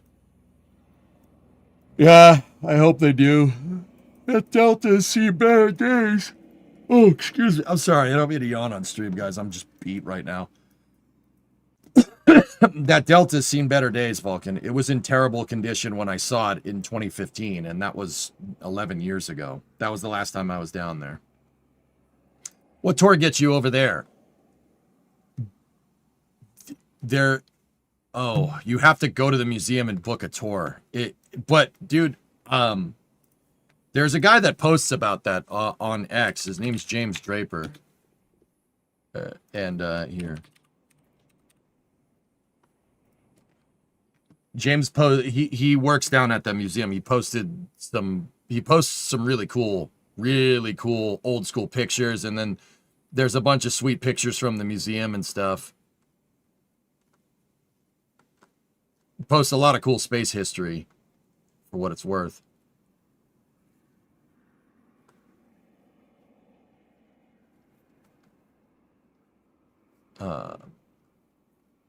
Yeah, you want to go check him out. Very underrated account. There's a lot of really, really cool stuff that you wouldn't see anywhere. The good news is that the aluminum anodization is still holding up. It's most likely just the foam. Yeah. I mean, yeah. Just go down to the hardware store and get some good stuff or great stuff and just put that there. Yep. See, there's all kinds of good stuff in that hangar, dude. A lot of really cool history from the Cape. Actually, the thing that he posted that I was looking at this morning was a map of the Space Force station right when it became a thing. I thought it was really cool because this is July of 1951 and the Port Canaveral isn't even finished. It's all tentative. They put July of 51 is when they would have just started working on the port. Yeah, Port Canaveral is all artificial. There was basically from about here over, there was nothing there. They dug out the port, right? And originally the port just had the middle turning basin. They added the east and west basins later, and then all the dirt that they dredged up, they used it to make SR 401 and the south entrance to the Cape Canaveral Space Force Station, and then they filled in a bunch of dirt back here too. I mean, you could quite actually see where they filled in, because they dredged all this out and made all this land, which is pretty cool. That happened in 51. The port was finished and operational in 53. But something that's cool is that you could see where old A1A used to go. So right here, A1A used to go straight until 1951. And it used to go all the way up here, right? And then you could see they dredged it out. They demolished that part of the road and dredged it out to make the harbor. And A1A, this used to be a public road. When they made the Space Center, right? This was just a road. And it just went up the coast. And it's cool because you can follow it. You can see where it originally went. It originally went up here. And then the original A1A went this way. Went through where Cape Canaveral Space Force Station should have been. Goes up here, goes past the dock. That's the Delta Operations Center. And this was all added. The original A1A went through Complex 34 and took a turn right here. That's the original A1A. And then it went through Complex 37. And then it went up the coast here, right? And then it picked up with a service road that goes through Kennedy Space Center. And then it passed LC-48, past 39A, past 39B, right? And then A1A it went right here at Playa Linda Beach, and it went up that way. And then it becomes A1A up further up again. A1A is the road that went up the coast. Beachfront Avenue, you know. In the 5.0 with the rag top down so my hair can blow. You know what I'm talking about? That road. Yeah, you guys know. You guys already know. When do you think the first Starship launch will be at the Cape? A couple of months? Yeah, a couple of months. Something that I didn't look at on Wednesday on purpose is all the hangars. All the hangars get used by different contractors here to do, well, different things. There's hangar S, there's hangar A. Well, that's AB or something. Hangar M. SpaceX uses hangar M for stuff. We don't know what they use it for. But if we go to the timeline, now this won't be in a photogrammetric image, but you look at the timeline out here over the years, some Falcon Heavy boosters.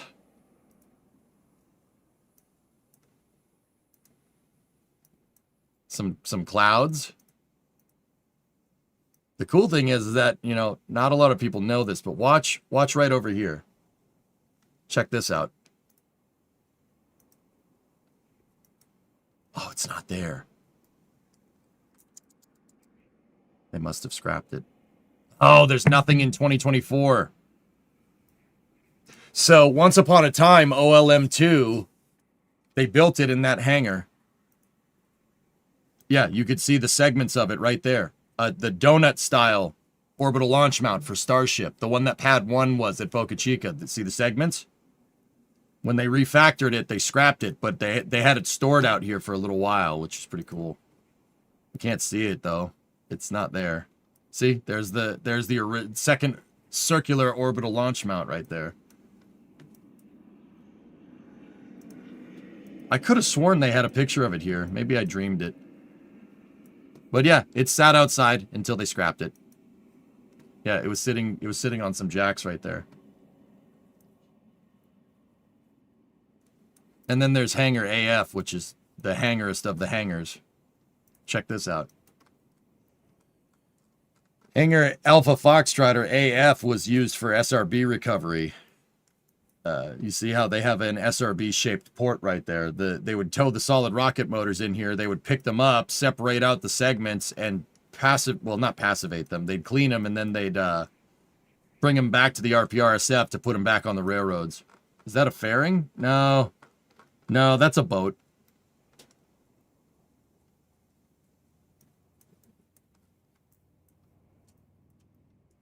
Yeah, Hangar AF was used for SRB post-processing. Or post-flight processing. And then there's a bunch of other hangars out here that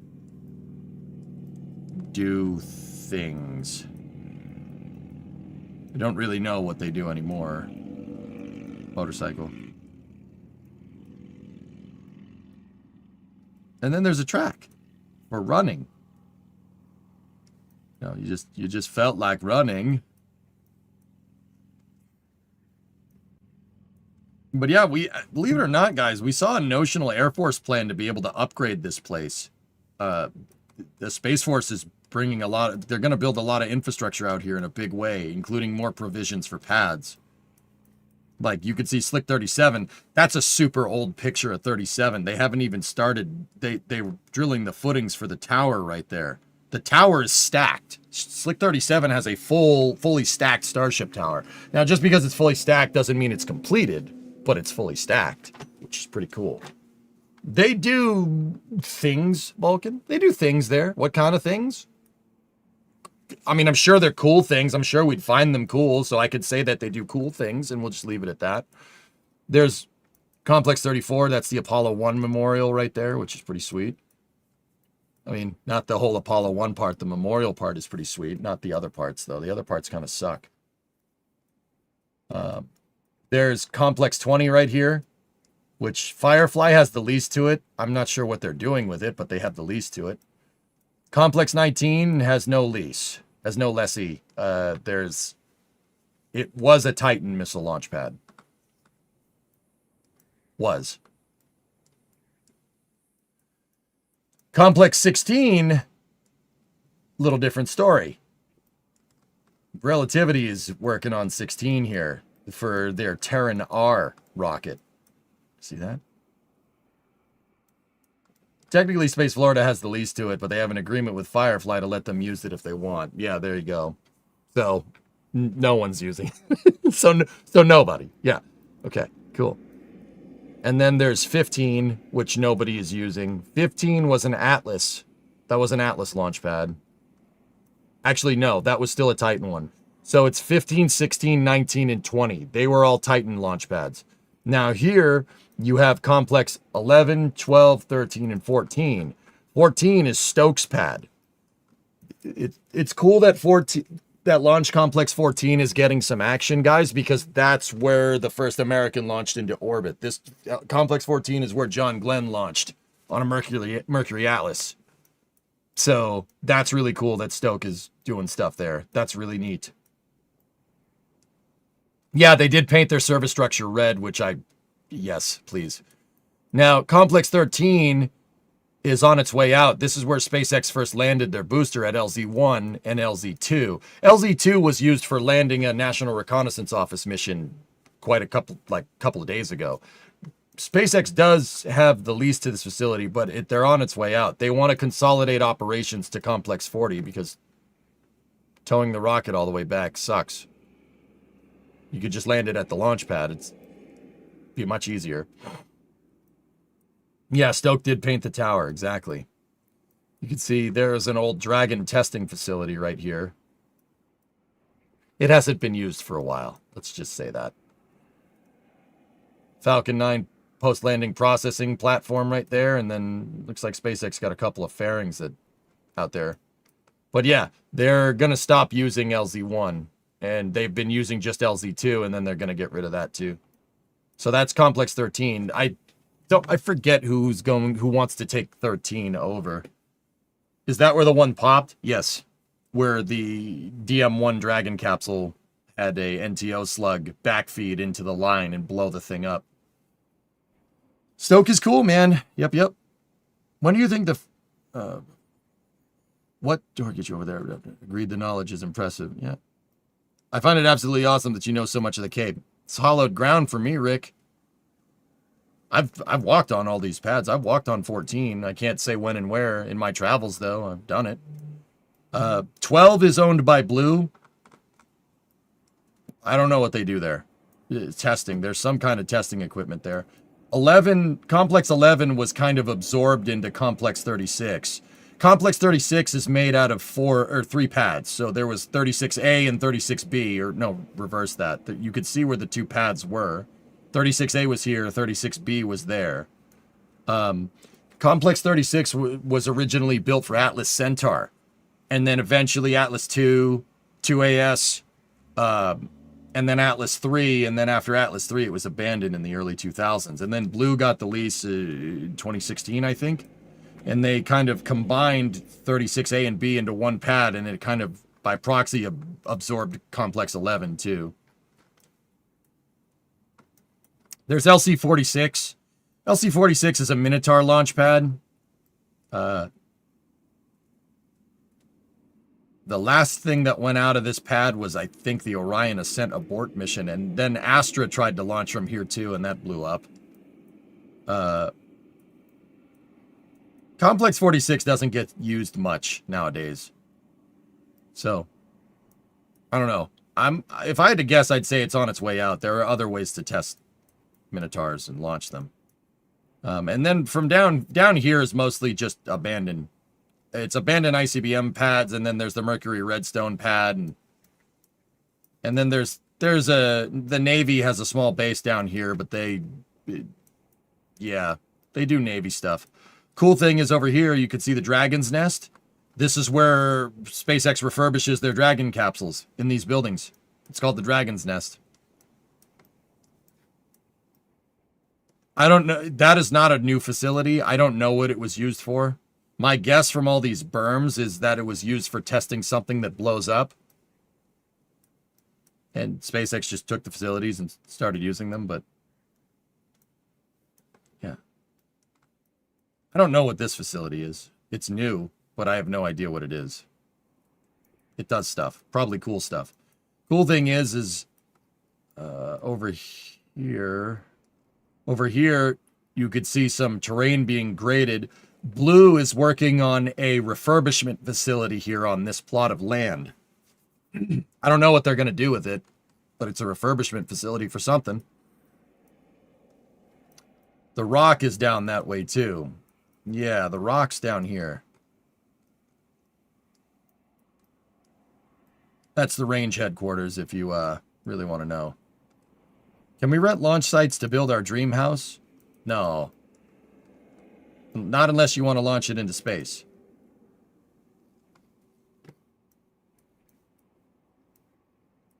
It's a shame what they did to LC-17. That was a really cool launch pad. A lot of historic missions went out of there. One of these, it's Complex 31, is an ICBM silo, and the remains of the Challenger orbiter are in there. No, I don't want to talk about it. No, I don't want to talk about it. I mean, I don't need a dream house here. The astronaut house will do just fine.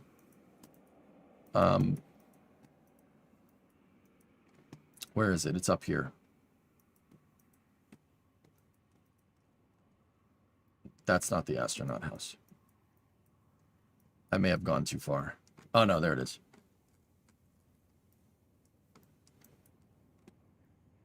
There's the astronaut house. That's, a lot of astronauts stay there for a little while before they launch. It's pretty cool.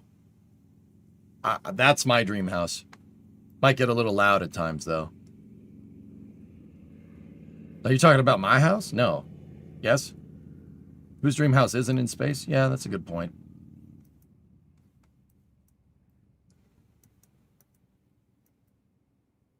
Would you consider Starship operational if Flight 14 goes perfect? No. No, I would not. Guys, Flight 14 is most likely going to be a ship catch attempt, right? Or a Starship to orbit attempt with a soft splashdown and a booster splashdown as well. I'd be very surprised if they tried to catch the booster on Flight 14. I don't think they are. I'd be very surprised if they were.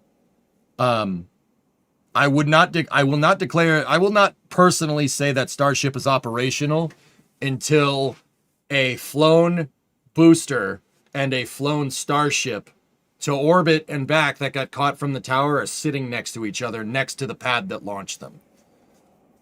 I've always told everybody that at that point, that is the point in which I can let go of my love for the shuttle and embrace the future. Until then, I'm a shuttle fanboy. The second there's a used stage and a used Starship next to each other, sitting in Boca Chica, next to each other, or at the Cape, could be the Cape too. That's when that's when I will turn into the biggest Starship fanboy ever, dude. Not that I already aren't, but yeah. I always said that I think SpaceX is carrying the torch of what the shuttle was trying to accomplish. In another universe, the shuttle launches as much as Falcon 9 in another timeline. That was what they wanted to do with the space shuttle. They wanted to launch it once or twice a week. In another universe, all these Falcon 9 missions are shuttle missions. In another timeline where we didn't decide that O-rings can launch in the cold and windy. But yeah, that was the whole thing.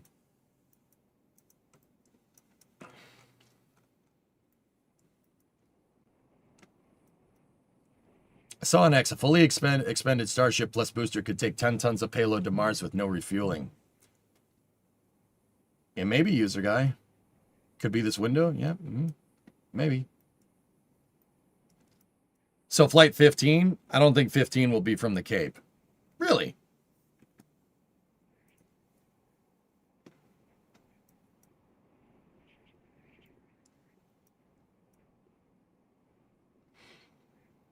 Actually, yeah, I've always said that I could let go of my love for the shuttle. I don't think I can let go of my love for the shuttle. But Starship will be good supplementary good supplementary thing to it.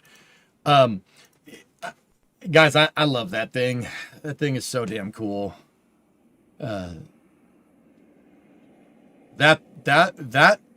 60-ton hunk of aluminum and rocks is the reason why I like space so much. And if anything, I want Starship to vindicate reusable spaceflight, because it really pissed me off when the shuttle went out. There was a lot of mainstream opinions here after that said that, you know, reusable rockets is a waste of time. It doesn't make any sense financially. Some people still say that to this day. And I'm just waiting on Starship to vindicate it. I think the shuttle was the right idea. The only thing I would take over the space shuttle is the Saturn V. Right? Starship combines the best attributes of the Saturn V and the best attributes of the shuttle into one vehicle. So, whatever.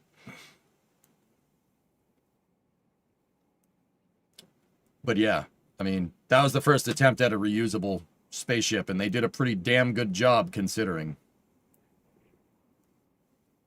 Sergeant Klein, you watch Ellie in space, and they said that Starship will go all the way to orbit, would stay up there for a few days. That's purely speculative at this point, dude. I don't think it's going to stay up there for a couple of days. I think it'll do 1 to 2 orbits and come back, but nobody really knows the truth. If I'm going to go as far, we'll end space news with this. To be 100% honest with you, I don't think SpaceX knows what that flight is going to look like just yet. Soon though. They're probably juggling around a couple of different duration orbits or duration stays for Starship on orbit. If I had to guess,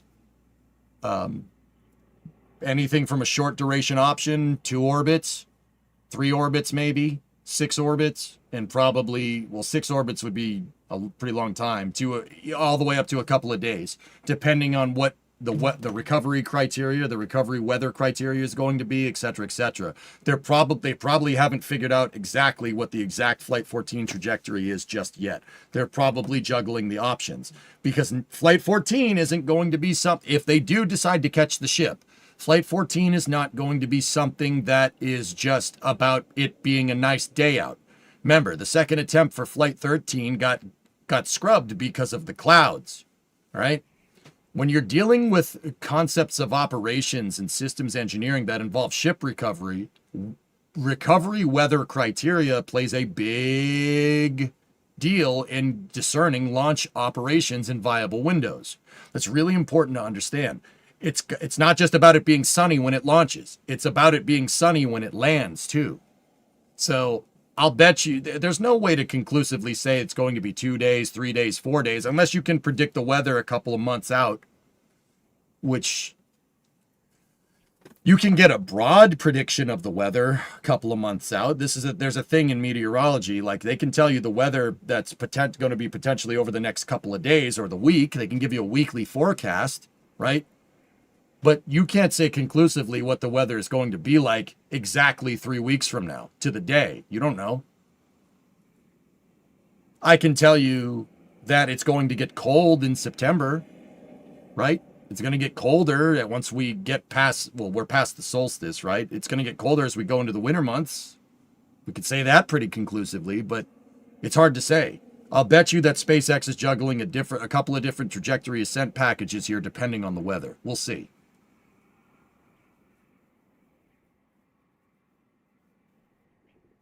That's a good question, though. I don't know how they would conclusively say that unless they can predict the weather. I'm not trying to bark up Ellie's tree. Ellie's cool. I don't mind them. They're cool. I know them. I actually never met Ellie, for what it's worth. But she just had a kid, which is really cool. I'd say congratulations if I did. That's really cool. But good stuff.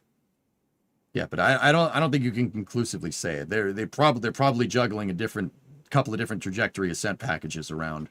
If I had to guess, that's what I would do. You never know. You don't know. Is it going to rain? What is it going to look like the next day? Right? And a shorter duration mission would favor the weather because the weather's more predictable over the next couple of days rather than the next couple of weeks. You know what I mean? Did you say the ship landing could be at the Cape? It's possible, Mike, but guys, I have to go. I have to start getting ready for Flame Trench. So what I'm going to do is stop I'm going to stop the YouTube stream here, and I'm going to go get ready for the trench here. On Twitch, don't go anywhere. On YouTube, head over to the NASA Spaceflight channel to see more of this discussion. Anyway, thank you very, very much for watching. I hope you enjoyed the space news. Yeah, I'll see you guys on the flame trench in about 30 minutes.